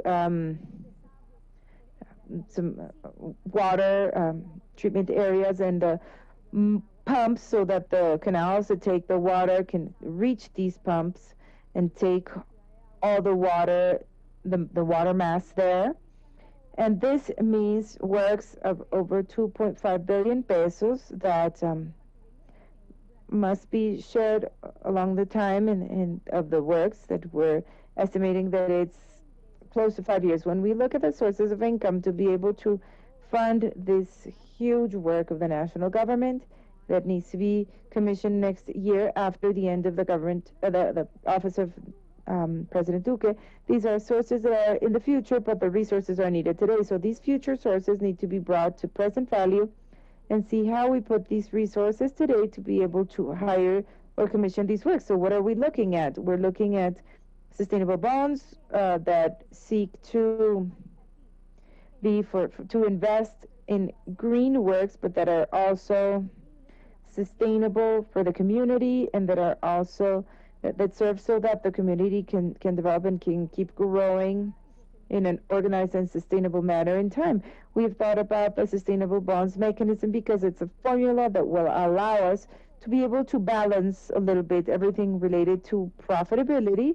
So here they touch our pockets, but so we say, okay, I put money here, but what is it going to be invested on? Every cent destined for these types of bonds needs to go specifically to works for what I have just mentioned. So the idea is to be able to do these types of missions that bring together this profitable part with the social responsibility that we should have as Colombians in certain areas that are suffering some problems due to climate change and due to the imminent risks that we're living in. If we compare Providence, it has been very visible. It's close to 6,000 people, and here it's 600,000. Here it was a hurricane that destroyed everything. But here it happens every year, and every year it takes homes, it takes crops, animals, harvests, absolutely everything, and these people once again have to start from scratch. So basically what we have sought is to have these mechanisms that, as the Minister of Treasury said last week in the Infrastructure Congress, Colombia is on its way to look for this type of sustainable bonds funding that allow profitable funding, but for investors, but that at the same time is able to mitigate all these works that the national government cannot do with its own resources in an immediate manner. So this is what I had to tell you today. We are hoping to be able to continue supporting the national government in everything that what President Duque has called the building arm of the great infrastructure works in the country, but also that are funded with the resources of the public securities market, but that is also supported from with the budget funding sources, and that both sources can make the national government get to this Colombia that has more needs, where these disasters, sometimes foreseeable and sometimes not, we can be able to support these communities in bringing these projects forwards that can benefit them and can get them out of this poverty and these risks in which they were immersed due to natural resources and climate change. A big hug to everyone, and thank you very much for your attention. Thank you, Dr. Sandra. Now we will have the valuable participation of representatives of the territorial entities that will highlight some experiences and perspectives in financial protection subject for local disaster risk. It's a privilege to present to you the governors of the Department of Putumayo, Buenarjes, Florencio Rosero Peña, and from the Archipelago of San Andrés, Providencia, and Santa Catalina, Ebert Julio Hawkins, and the director of the Emergency Disaster Risk and Emergencies Care Unit for the Municipality of Manizales, Alexa Morales. The governor of San Andrés, Providencia, and Santa Catalina is Ever Julio Hawkins, who is the son of parents from Providence Island, an attorney from Universidad Libre, specialist in administrative law and territorial entities management with a PhD honoris causa in public law and international humanitarian law from Lagos University from Florida, United States. He has had roles as the Secretary of Treasury of the Governor's Office of San Andres in 2 occasions and General Secretary twice as well. Also, he has been the governor in charge in 18 opportunities. And the governor of the Department of Putumayo, Buenarjes, Florencio Rosero Peña, is a politician and public accountant. He was born in the municipality of Puerto Caicedo. He started his career in the public sector as a manager of hospitals in Puerto Caicedo and Puerto Asís. Then he worked as the accountant of the municipality of Puerto Caicedo, population of which he became the mayor.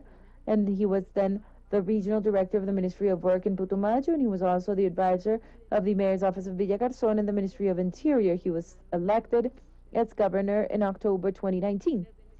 From the Department of Manizales, we have Alexa Morales. She is a biologist, master's in biological science of Universidad de Caldas. As a professional, she has had the opportunity of working as a university professor and researcher in institutions such as the National Center of Coffee Research, CENICAFE, from the National Federation of Coffee Growers, and the System of Research, Technological Development, and Innovation, CENOVA, of the National Service of Learning, SENA.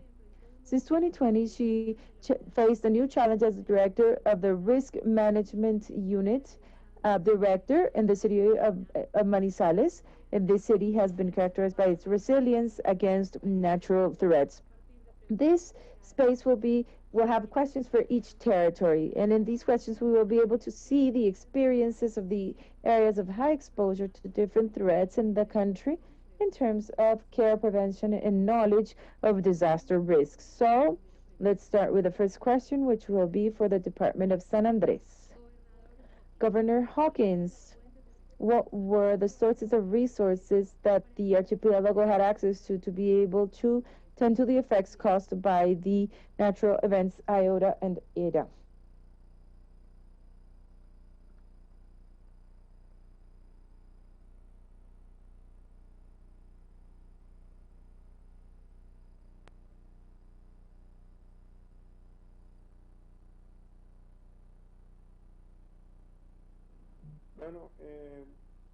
Well, undoubtedly, here we had the support from the national government, headed by our president, Ivan Duque.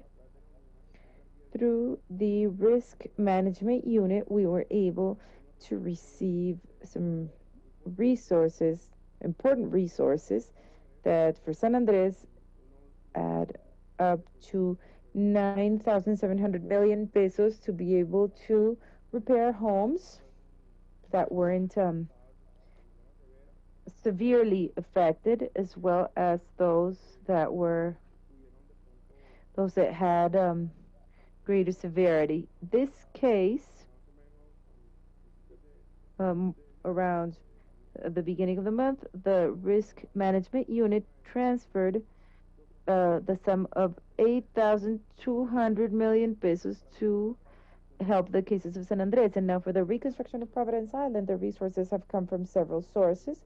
So, of course, from the national government's budget, through the risk management unit through donations that uh, we've had through international cooperation, and also the presidency of the Republic um, did very important work with multilateral bodies like the IDB to be able to have certain important resources and be able to tend to the emergency that undoubtedly, if it hadn't been because of the intervention of the national government, the department and municipality government would have had a very rough time to be able to rebuild the municipality of Providence Island in Katrina, which was devastated at 98%, and San Andres.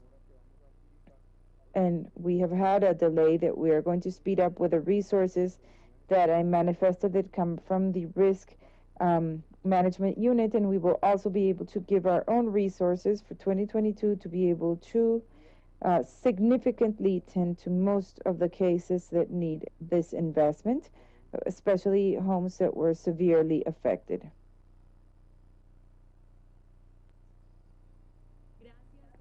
Thank you, Governor, for sharing this experience.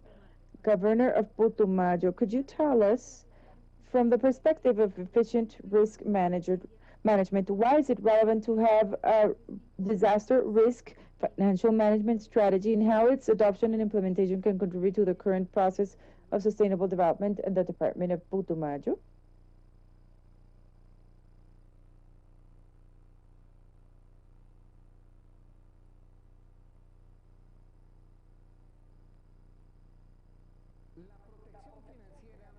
Financial protection is part of the process of risk reduction. And it's important for the Department of Putumayo because it strengthens the risk transfer in the territory. In the case of a calamity or disaster, it articulates in a better way the process of recovery, and it involves the public sector, the private sector, and the community sector. Governor Rosero, thank you very much for your answer. Dr. Morales from the Municipality of Manizales, what has the experience been for risk financial management that Manizales has implemented through the scheme of assurance for homes through the collection of property tax?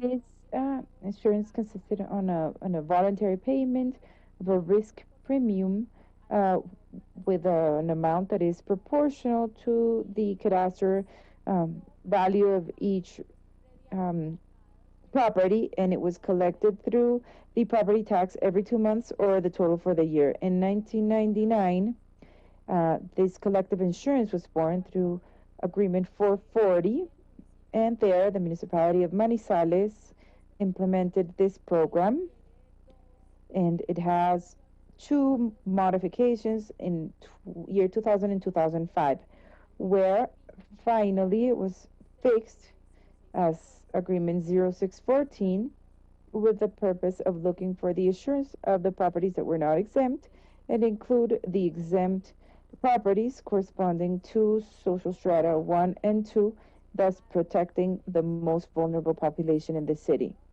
This insurance consisted in a voluntary payment of a risk premium with an amount that it was proportional to the cadastre cost of each property, and it was collected through the payment of the property tax every 2 months or the total for the year. In 1999, the collective insurance was born through Agreement 440, and there the municipality of Manizales implemented this program, and it had two modifications, one in the year 2000 and 2005, where finally it was fixed as Agreement 0614 with the purpose of looking for the assurance of the properties that were not exempt and including the exempt properties of social strata 1 and 2, thus protecting the most vulnerable population of the city. Within the benefits that the collective assurance has brought to the city of Manizales, first we would have to say that we have the protection of the community in case of any physical damage that the city could suffer. It's a protection, a collective or individual protection that always has a continuous search of protecting the population, promoting a safety culture. This collective policy of voluntary insurance also allowed to protect the strata of the population with lowest income, and it also facilitated through the collection process, through the property tax, the collection of this insurance for damage caused by disasters for each property in the city as per its cadastral value. And undoubtedly, the collective insurance was established as a prevention program in the face of the catastrophic events that the communities could go through, and the people also in case of a tragedy. And we would cover this resource investment that are not contemplated or available in case of a tragedy.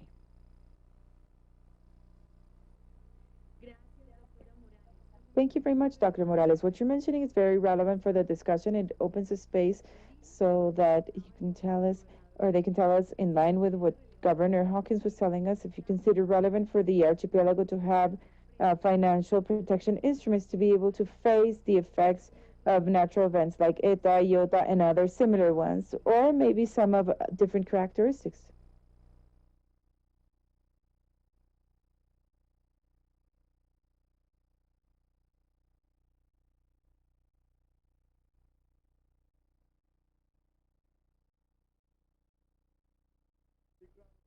Yes, of course. Um, it's clear and precise that the department should have the possibility of having a buffer or a possibility of having resources, as you were saying, because these events were very hard, and based on all these climate change events that are happening worldwide already, but especially in the Caribbean, where the hurricanes formation that used to be formed in Africa would come up to the Caribbean.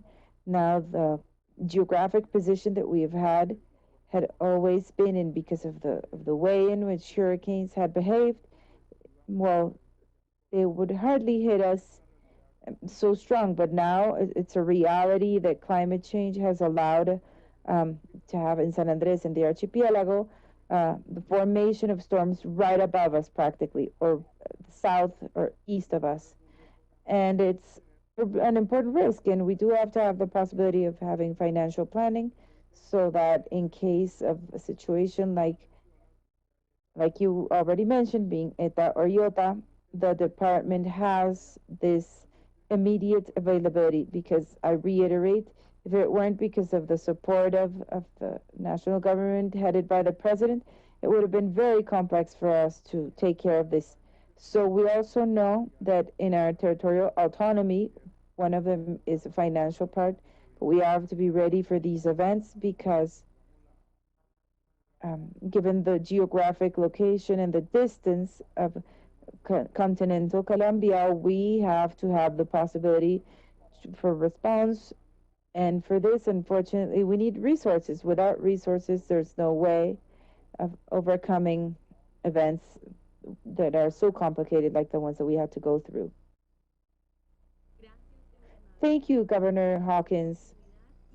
Next, and from the perspective of the Governor of Putumayo, what priority topic has a department identified to move forward in an effective and operational manner in the implementation of a financial management strategy?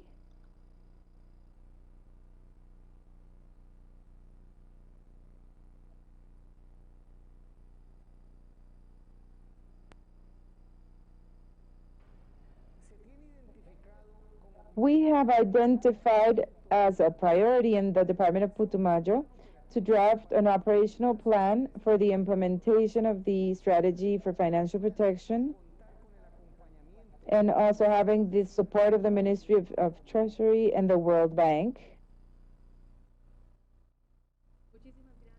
Thank you very much, Governor Rosero. Your answer makes way to ask Dr. Morales, what has been the role of universities and centers of thought and training in the process of generating information on disaster risk management in the city, and if this has allowed to contribute to the decision making on public policy and concrete aspects of financial protection in the face of disasters?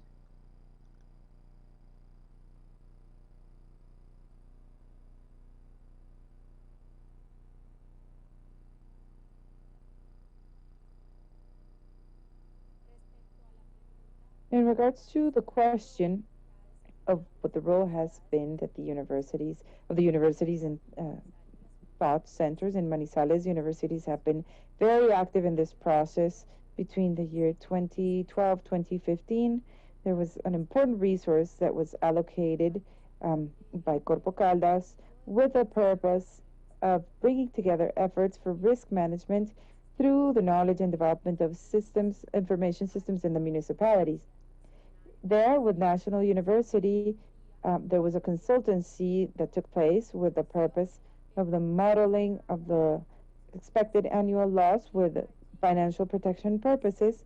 And there was a study that came up, and this study of harmonization of the seismic microzoning and economic implications, and for insurance, where methodologies and models were stated and procedures for risk assessment and the financial mechanisms of risk retention and transfer. Manizales currently is in the process of recovering collective assurance, and for this, the studies we will keep doing them hand in hand with the universities. That's why in Manizales we work actively with the different groups, technical and scientific groups, that help us build this type of process that are so important for the city. Thank you very much, Dr. Morales. As the next question for Governor Hawkins, what lessons learned from the point of view of risk financial management has the experience of the effects, has left the experience of taking care of the effects caused by IOTA and ETA?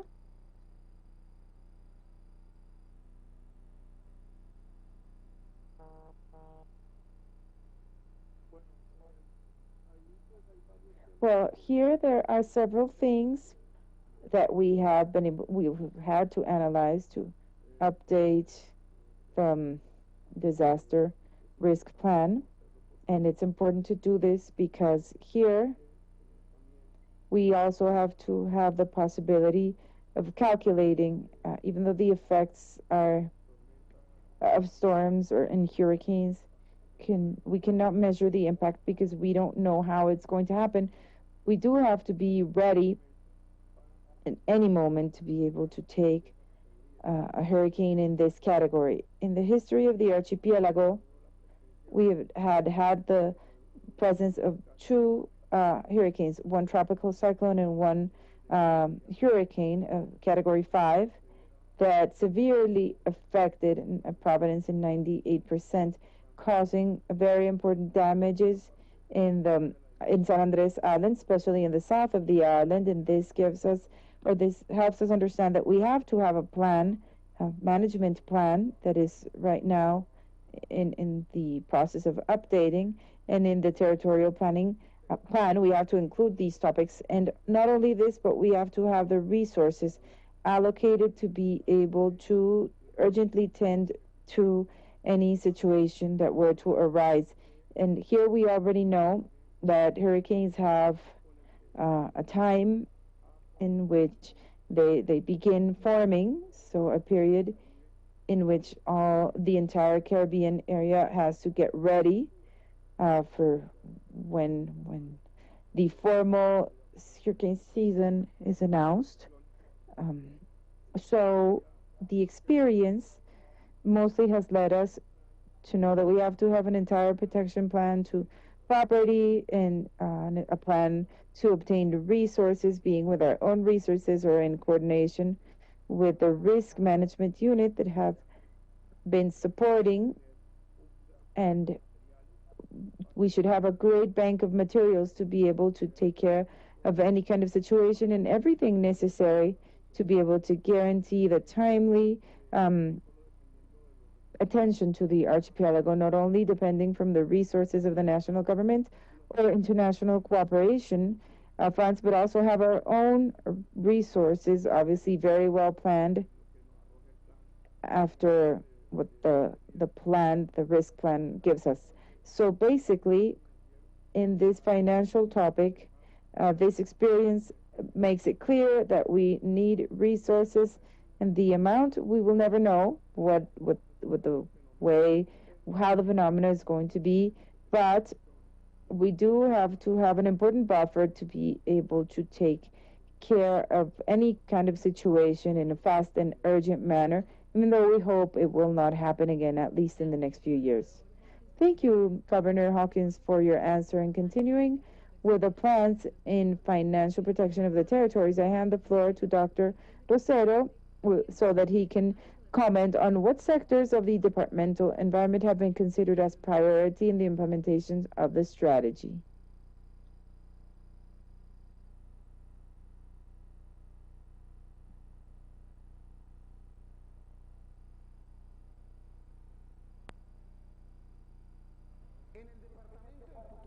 In the Department of Putumayo, we have prioritized sectors of public goods, crops, and especially strengthening the culture of home assurance. And to close with the individual questions round, I hand the floor to Dr. Alexa Morales so that she can let us know what type of financial instruments has Manizales planned to develop through technical assistance with global parametrics and KFW. Is there a concrete evaluation scenario for them?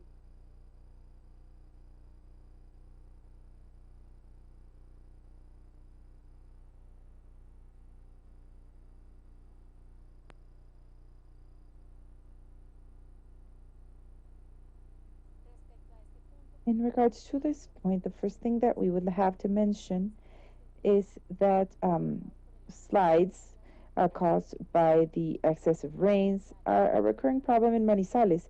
And based on these events, unfortunately, we have had human lives that have been lost, as well as the property and goods. And our interest in this product is the parametric insurance based in rains for Manizales. It can cover losses associated to the most urgent tasks that are after a landslide. And we consider that it's a tool with which we could have, with a sufficient and fast amount of funds, to relocate the affected family and also to eliminate rubble. Also, we consider that the development of these types of product has a positive impact on the service to citizens, especially those who live in the most vulnerable areas from the perspective of landslides, and that in some cases are the poorest populations, and that as per the census that we have available in this city, they include over 200,000 people. Thank you, Dr. Morales. I'm sure that the coordinated work will give significant fruit in the protection of the municipality. Now I would like to ask the three guests, what are the next steps to continue with the process of implementation of the financial management strategy for risk adopted by the territories?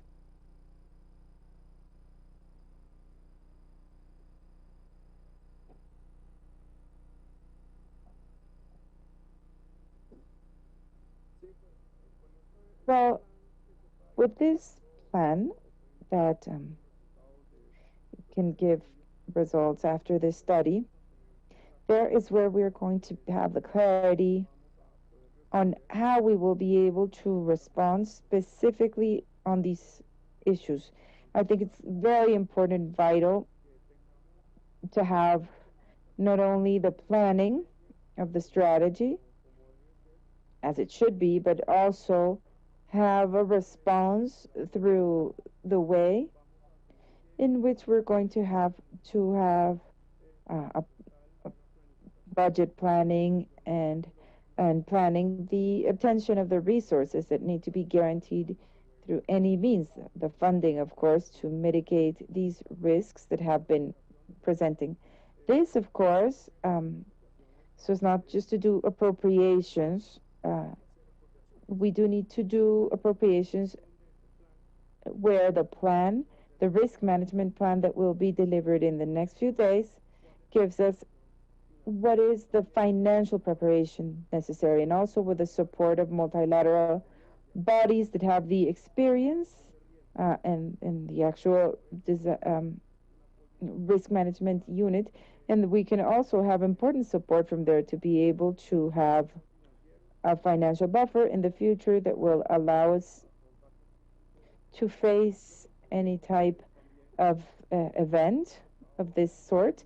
And we have also been continuing with the Hurricane Monitoring Center, which will help us to have much more clear alerts, and with NOVA and the National Navy and the Risk Disaster Unit be very well coordinated to respond in all the necessary fronts to be able to continue moving forward. To continue with the implementation process of the strategy, it's important to strengthen the consolidation of an operational plan that links the public sector, the private and community sector. But for this, we need to continue having assistance and support from the Ministry of Treasury, the World Bank, and the National Unit for Disaster Risk Management, especially right now when we are moving forward in the construction of the public policy for risk management for 2050 with PNUD, and in the updating of the department's plan for disaster risk management for 2031 with Acción contra el Hambre.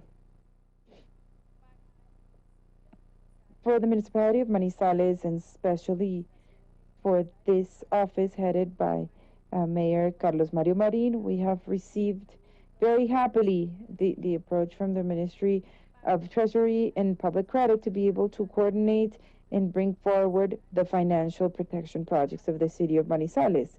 Currently, we are in a reestablishing process of the collective insurance, where we seek to update the studies so that the properties can be assessed adequately. This is a project that is not only local, but also national, that hand in hand with the Ministry of Treasury and Public Credit, we're sure that we will be able to bring forward. Thank you very much to Governor Hawkins, Governor Rosero, Dr. Alexa Morales, and Dr. Sandra Gomez for giving us this space and sharing the local advances and experiences. The territorial component will be a priority for the national government, and we invite the rest of the territories to come to the program led by the Ministry of Treasury and Public Credit for the formulation of their financial protection strategies for disaster risk. We go to the last moment of our agenda, handing the floor to the international panel, Disaster Financial Management, Best Practices and International Experience. This panel will be moderated by Mr. Peter Segenthaler, representative of the country for the World Bank. He is a specialized economist in public finance, and before this, he was a main economist for South, Argentina, Uruguay, and Paraguay. And he has additionally been the representative of the World Bank in Uruguay and a senior advisor of the Executive Department of Switzerland in the Administrative Council. Segenthaler has a master's degree in economic development from the London School of Economics and is graduated in economics from the University of Zurich. Peter Segenthaler took the position as a country manager for Colombia. He leads a continuous dialogue with the Colombian government and supports the optimization process of the impact of the financial and technical assistance programs of the World Bank in their country. Peter, it makes us very happy to have your participation as a moderator in this panel. And now I have the pleasure to present the participants in the panel. First, I will present Eduardo Anthony Mariño.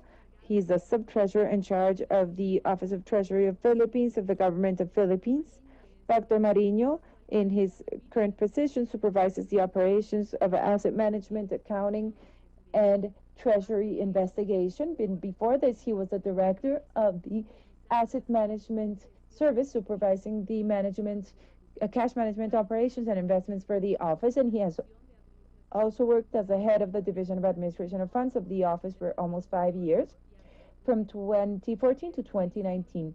This division is the commercial arm of the office in charge of administering the funds, the investment funds of the national government of Philippines. Before the Treasury, he was a planning official in the Department of Finance from 2010 to 2013, responsible for processing AOD and multilateral loans in the implementation of grants of technical assistance for contingent liabilities management and disaster risk financing. Dr. Mariño got his master's in public policy at the international program of the Graduate School in Public Policy of Tokyo University.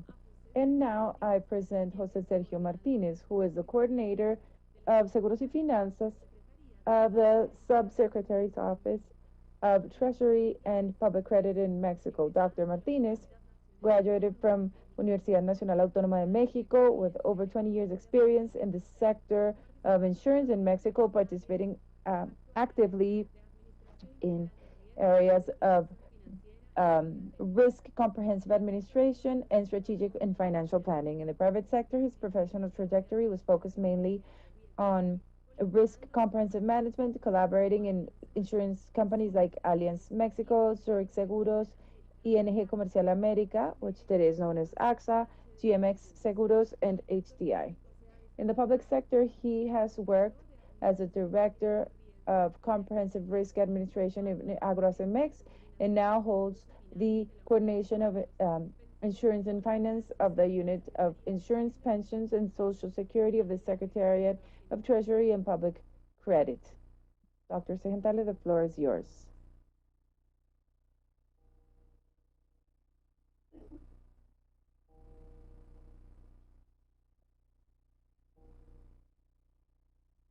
We cannot hear him.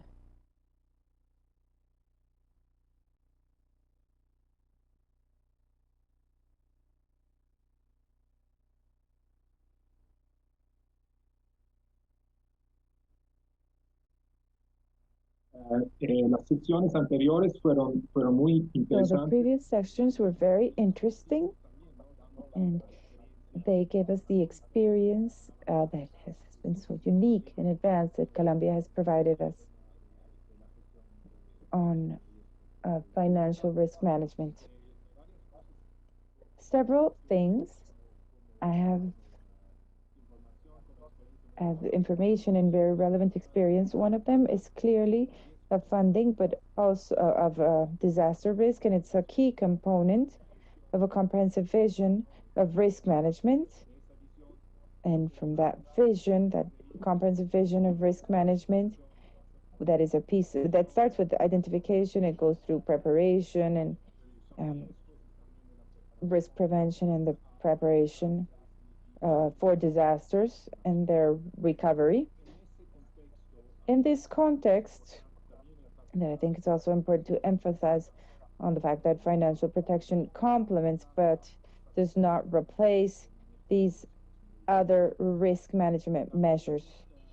Also, we have listened in these sessions that the effective use of policies and instruments of financial protection allows the protection of assets in a broad sense, and thus increases financial resiliency of businesses, of families, agricultures, and other economic actors, especially those most vulnerable in case of the occurrence of a natural disaster.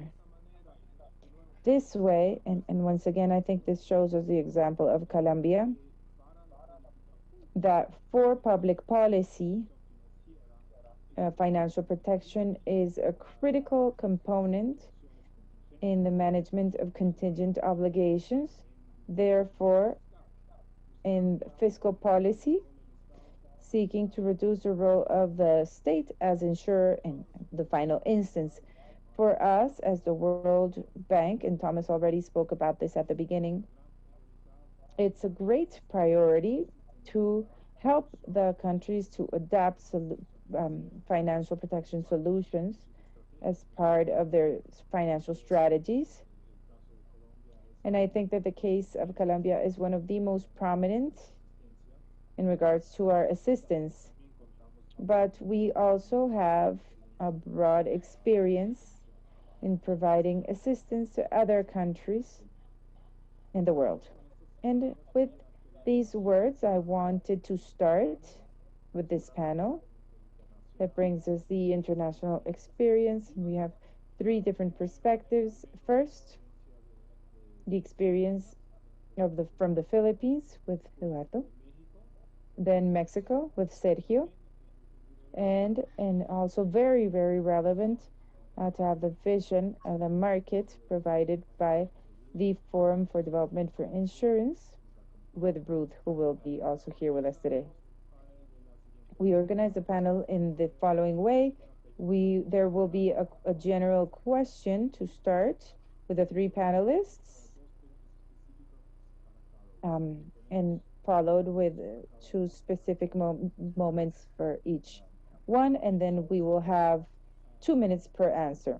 So with this, I give the general question to the panelists to start, which is this.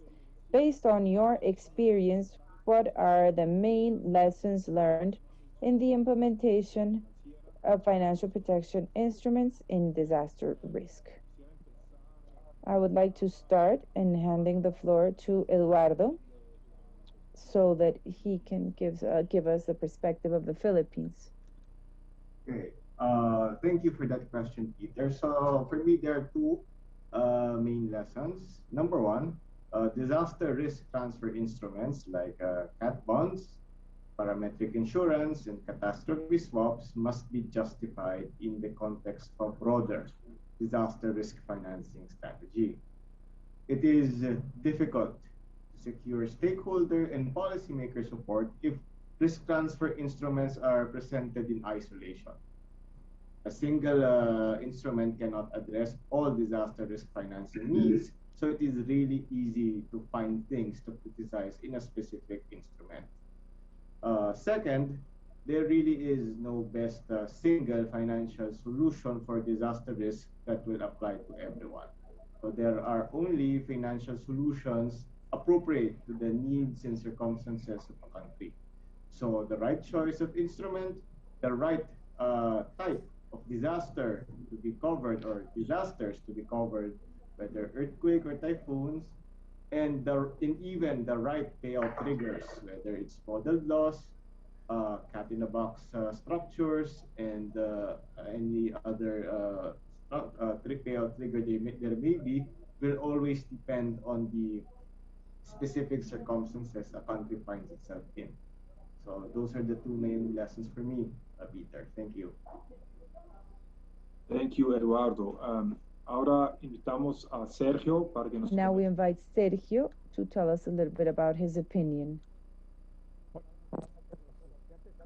Good morning, everyone. I would first of all like to thank the Ministry of Fishery for the invitation and to greet the panelists and you, Doctor, as well. Thank you so much for the invitation. I would like also to greet everyone who is here with us online. Now, to answer to your question, as you know, Mexico has a great trajectory in disaster risk management given its geographic location.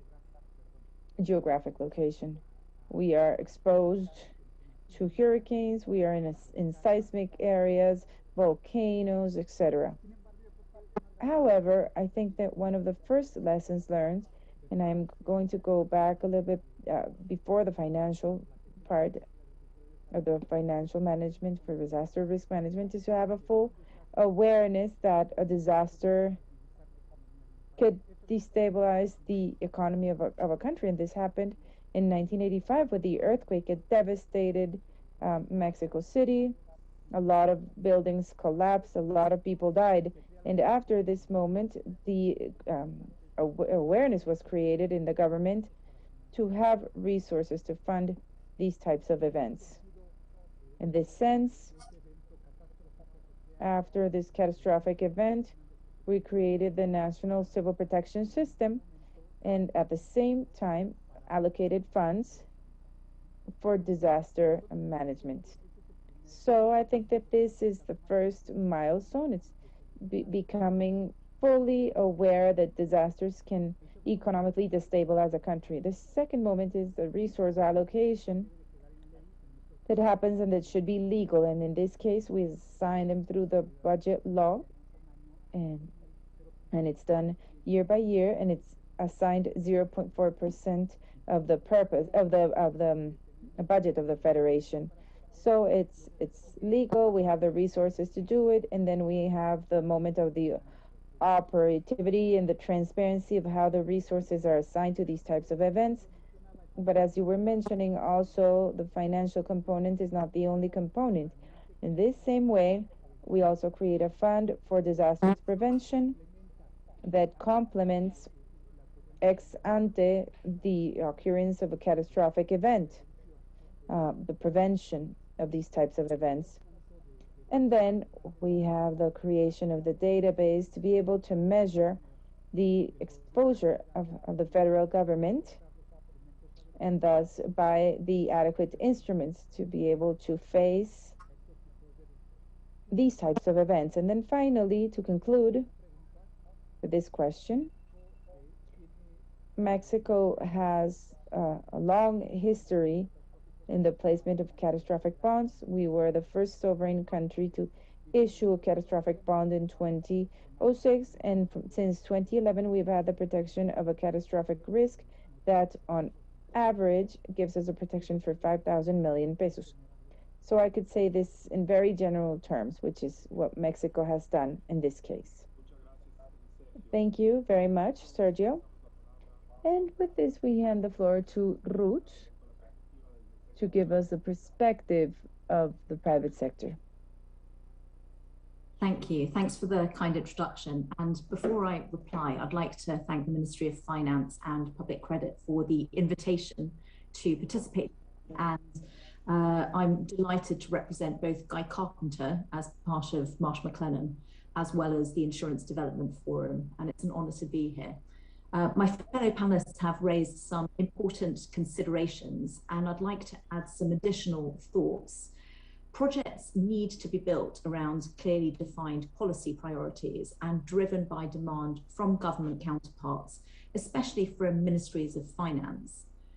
Robust data about the specific risks of countries must be the basis of a sound feasibility assessment and the subsequent policy design phase with governments. And in-depth fiscal and economic analyses at the beginning of an engagement are crucial to embed projects in the prevailing fiscal reality and to support better fiscal risk management practices. Capacity strengthening and technical assistance are essential for enabling government leadership. And for government counterparts to take ownership of risk finance projects, they must be responsible for a project's final design. Establishing a designated counterpart within government is key to facilitate and champion the project design and implementation. And a multi-sectoral approach that includes wide-ranging expertise is required to ensure a holistic government-led solution. The risk finance agenda is multi-sectoral, and it spans a range of stakeholders, technical fields, and impact areas. And this creates the need to integrate several operational and technical considerations into projects across different client government ministries and agencies. Resource mobilization is just one piece of the financing puzzle, and it needs to be integrated as part of a broader facilitation and final infrastructure system. Flexible engagements ensure that the client's most critical needs are prioritized, just as the impact of different types of risk can be volatile and unpredictable. So are government's needs for and interest in risk finance. Changes can occur due to changing policy priorities or external events such as unstable political situations or shocks such as the COVID-19 pandemic. And project management and the implementation must remain agile and flexible to deal with the volatility of government interest and capacity to participate. Effective disaster risk financing is timely. DRF should provide support when it's needed, and this may be before a crisis to reduce impacts. So it's important to ensure that finance will be triggered at an appropriate time for the actions that it's supposed to fund. Ultimately, success breeds success. Strong pilot projects scale up country interest and global momentum. Successful projects have a multiplier effect. Strong performing projects serve as proof of concept to counterparts and other governments and increase interest in extending existing or creating new risk finance solutions. So it's incredibly important to build on operational momentum and successes. I'll leave it there for now. Thank you. Thank you very much, Ruth. Gracias a los panelistas por esta primera ronda de intervenciones. Thank you very much for the panelists for this first round of intervention. And now I would like to invite Eduardo to let us know with what type of financial instruments for disasters the Philippines have, both at national and subnational level. Okay. For both the national and subnational levels, los niveles nacional y subnacional, the Philippine government relies extensively on budgetary allocations to defray the impacts of natural disasters. Also, in theory, all public assets have to be insured by our state insurer. But of course, there are implementation issues in achieving that ideal. So you have, limited budgetary resources, conflicting priorities in terms of spending programs, and so on and so forth. Now, at the national level, we have also established contingent credit lines with the multilateral and bilateral institutions. So of course, the foremost example is the ones that we have established.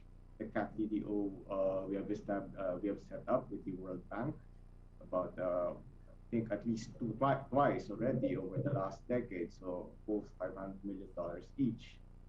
Also, I'd like to add that we also executed a few risk transfer instruments, such as the catastrophe swap and of course, the CAT bond that we issued a few years ago, all, of course, placed with the assistance of the World Bank.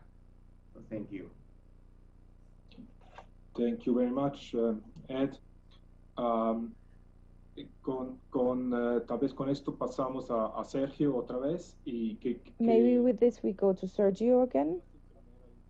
Sergio, you finished the first intervention on the catastrophic bonds.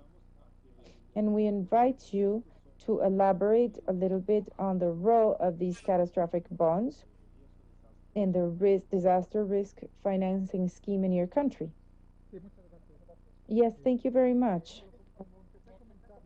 As I was starting to comment, Mexico was a pioneer in the emission of catastrophic bonds in 2006. It was the first country to issue a sovereign bond. And this first emission was only to cover the risk of earthquakes in certain specific areas of the country. We issued bonds in a sequential manner every time that one of them expired, 2009, 2012, 2015, 2017, and we had to issue a bond, and this was where we issued a bond because it was activated in 2017.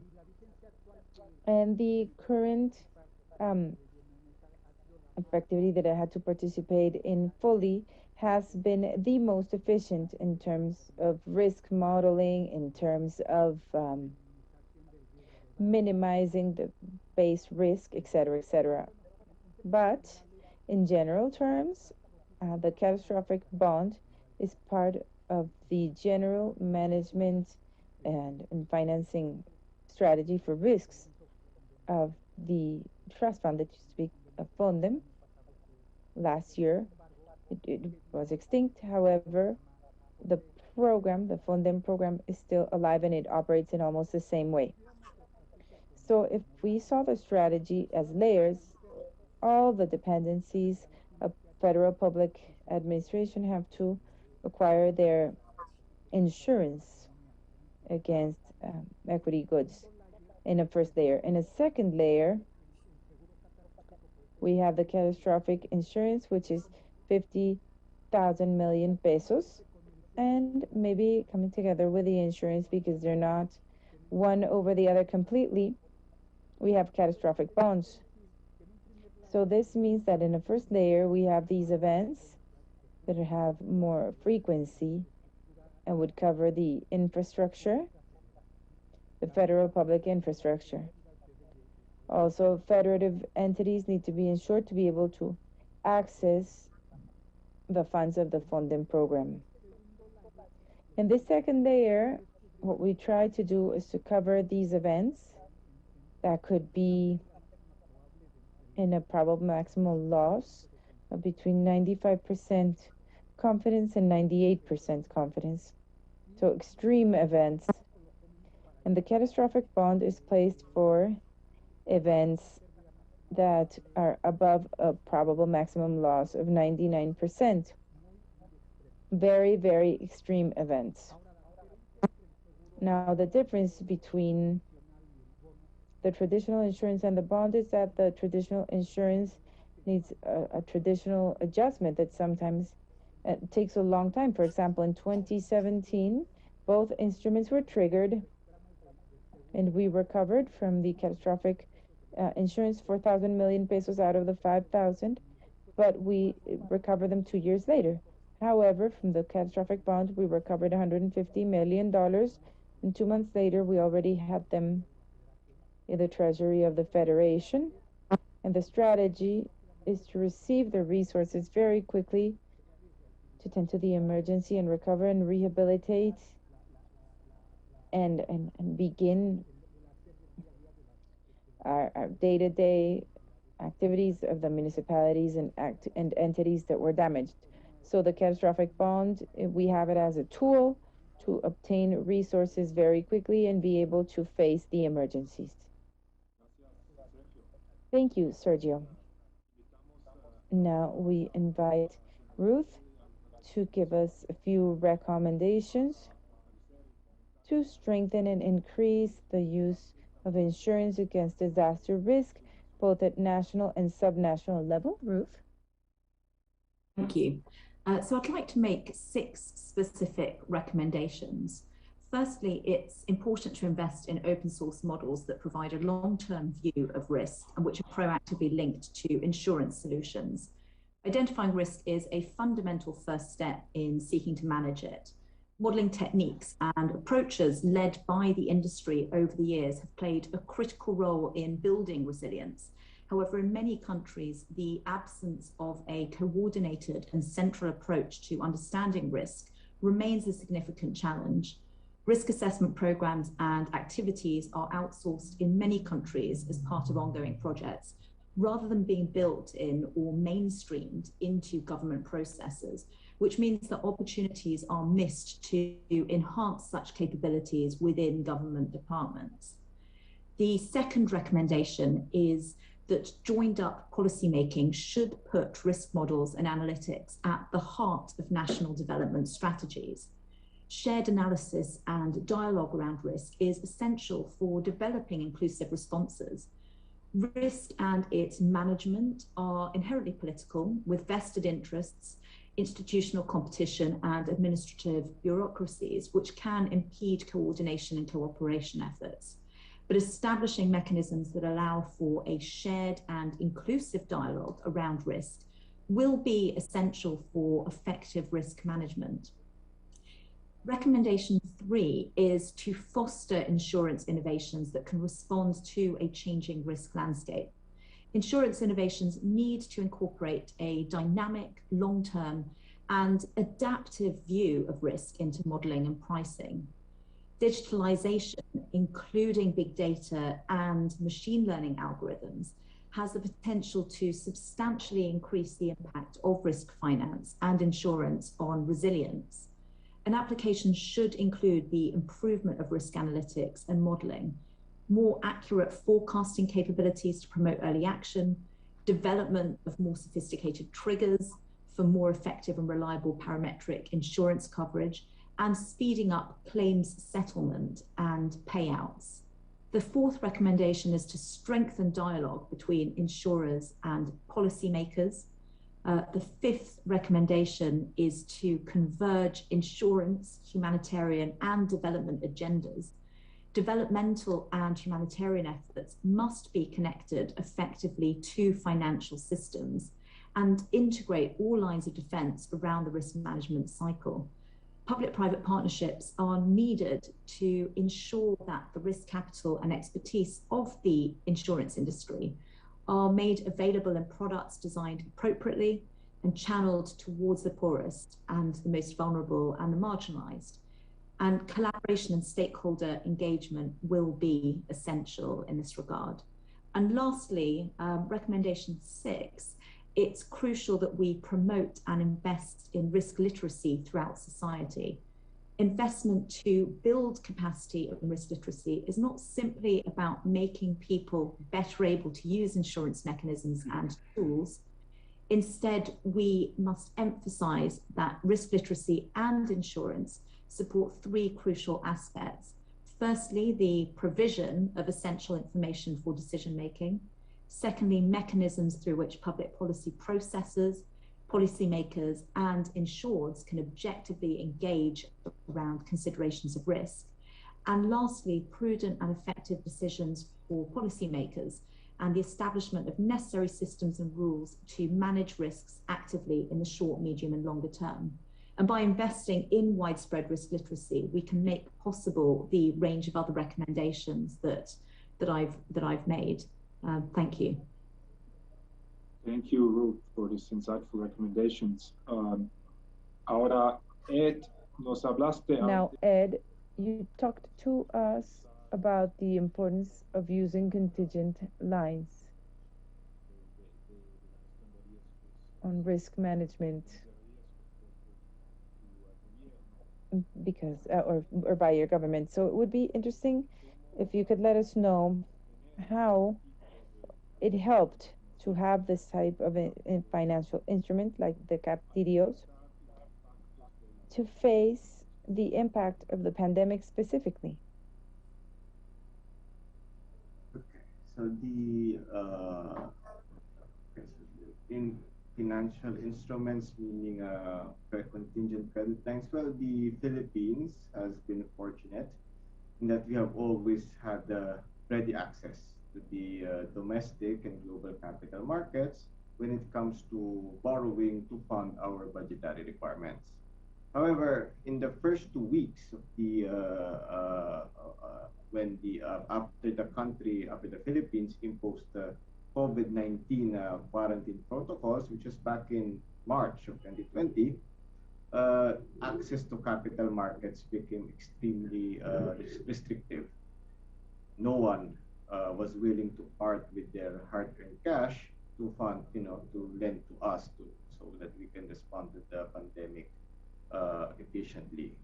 Now, thankfully, that situation improved and we were able to resume our borrowing activities without much issue.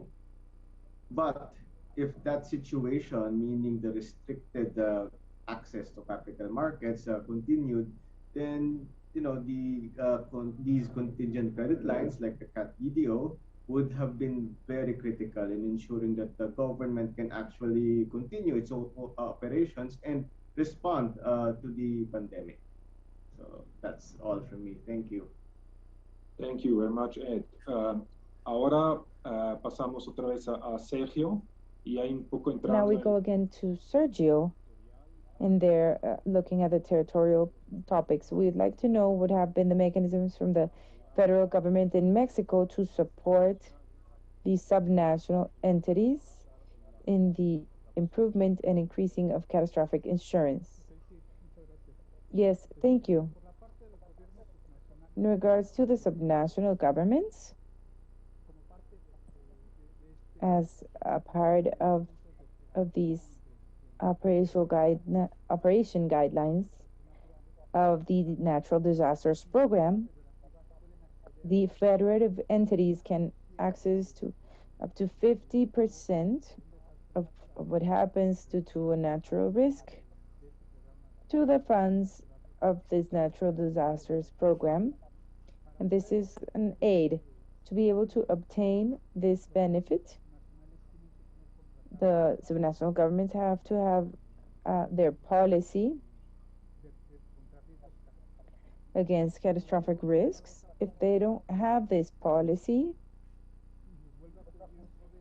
and another disaster happens again, the amount assigned will be degrading. So this, on the one hand, the support to be able to tend to disasters, and on the other hand,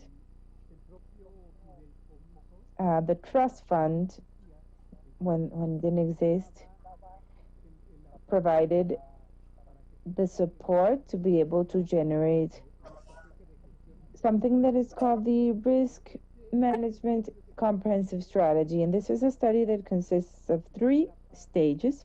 One stage, in the first stage, it's about measuring the exposure. So how many buildings, how many roads, how many hospitals, how many schools does a subnational government have? So it's locating or generating the risk class. And then the second step in this study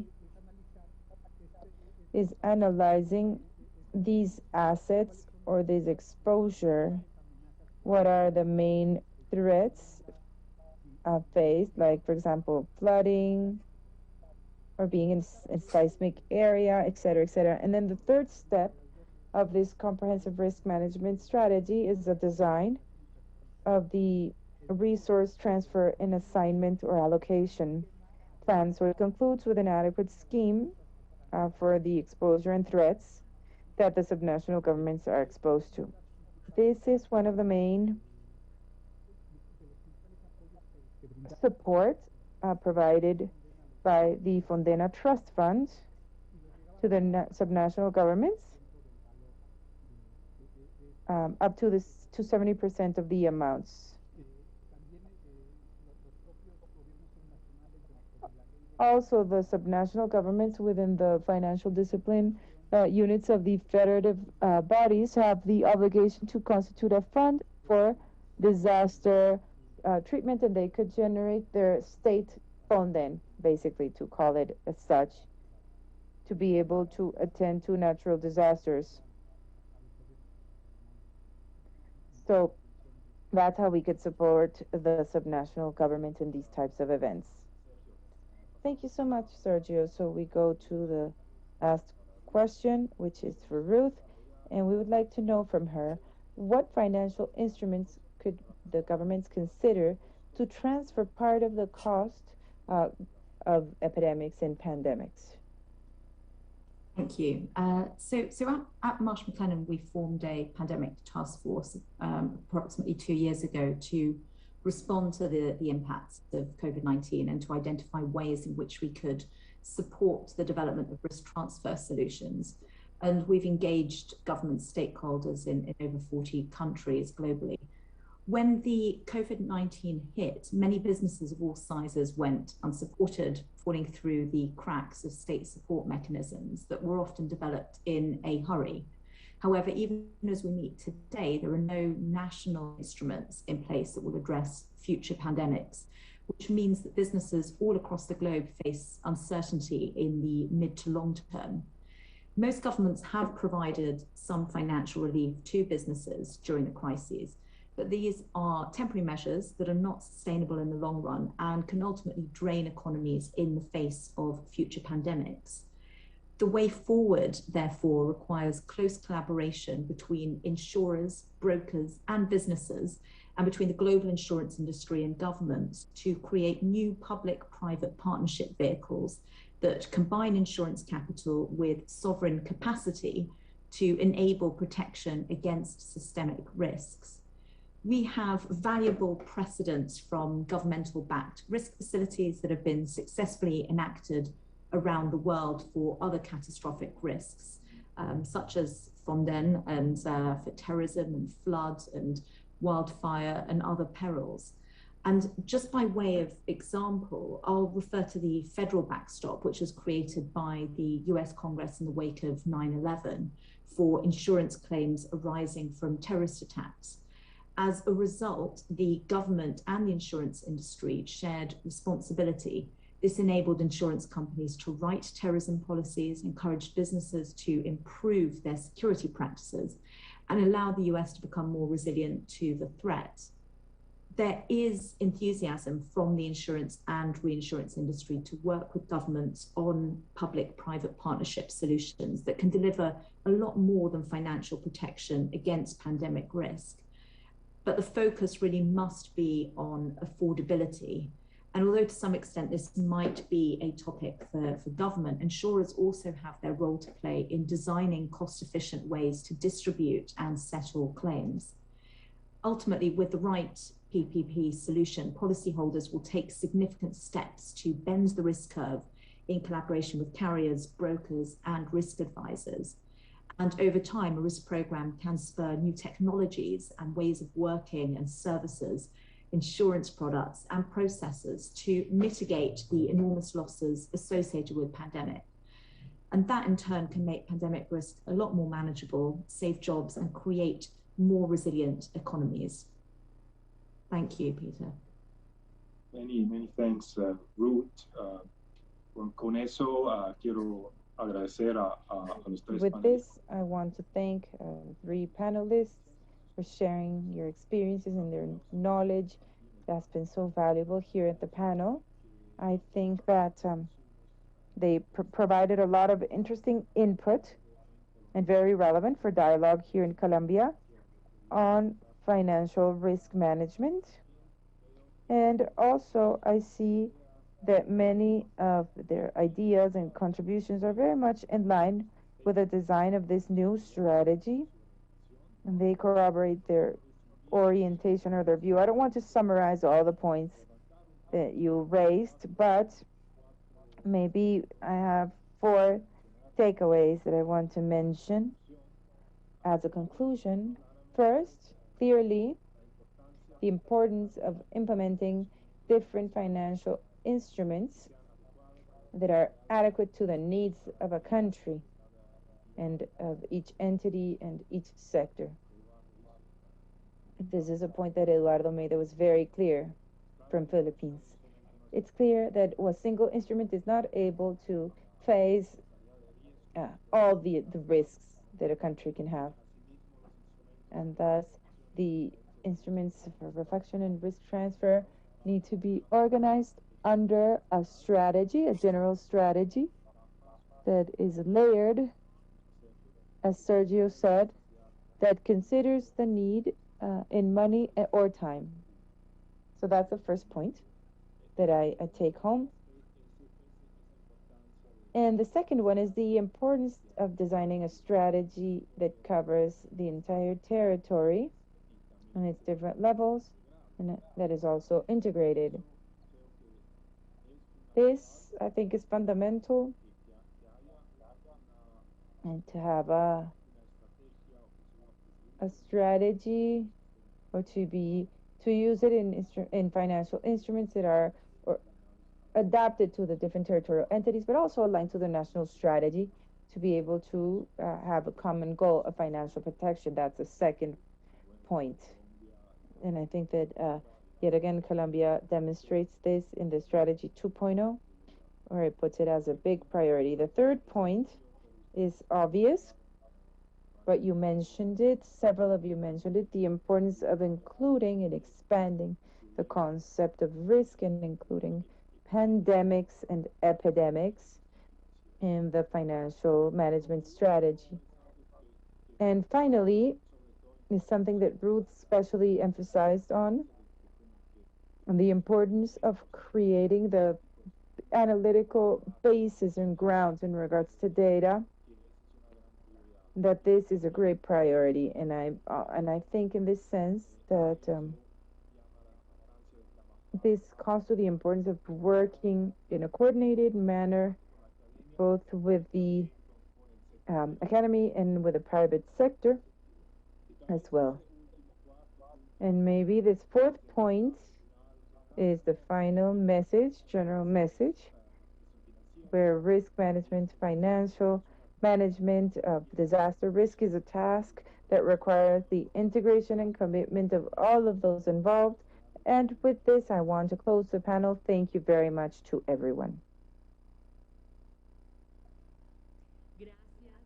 Thank you to our three panelists, and of course, to Peter, who moderated this closing panel. In this panel, we also had the valuable connection of Dr. Ruth Luz, representative of Development for Insurance, IBF, and she leads the practice of the public sector for Europe, Middle East, and Africa at Guy Carpenter. She also leads the global work for public and private associations for pandemic risks of Marsh McLennan. She's an expert in geopolitical risk, supports governments and public entities in the development of solutions of risk transfer to mitigate the impact of national and global risks that are emerging and in evolution and the construction of resiliency, with worked in tight collaboration with the Ministry of Foreign Affairs and the Ministry of Interior.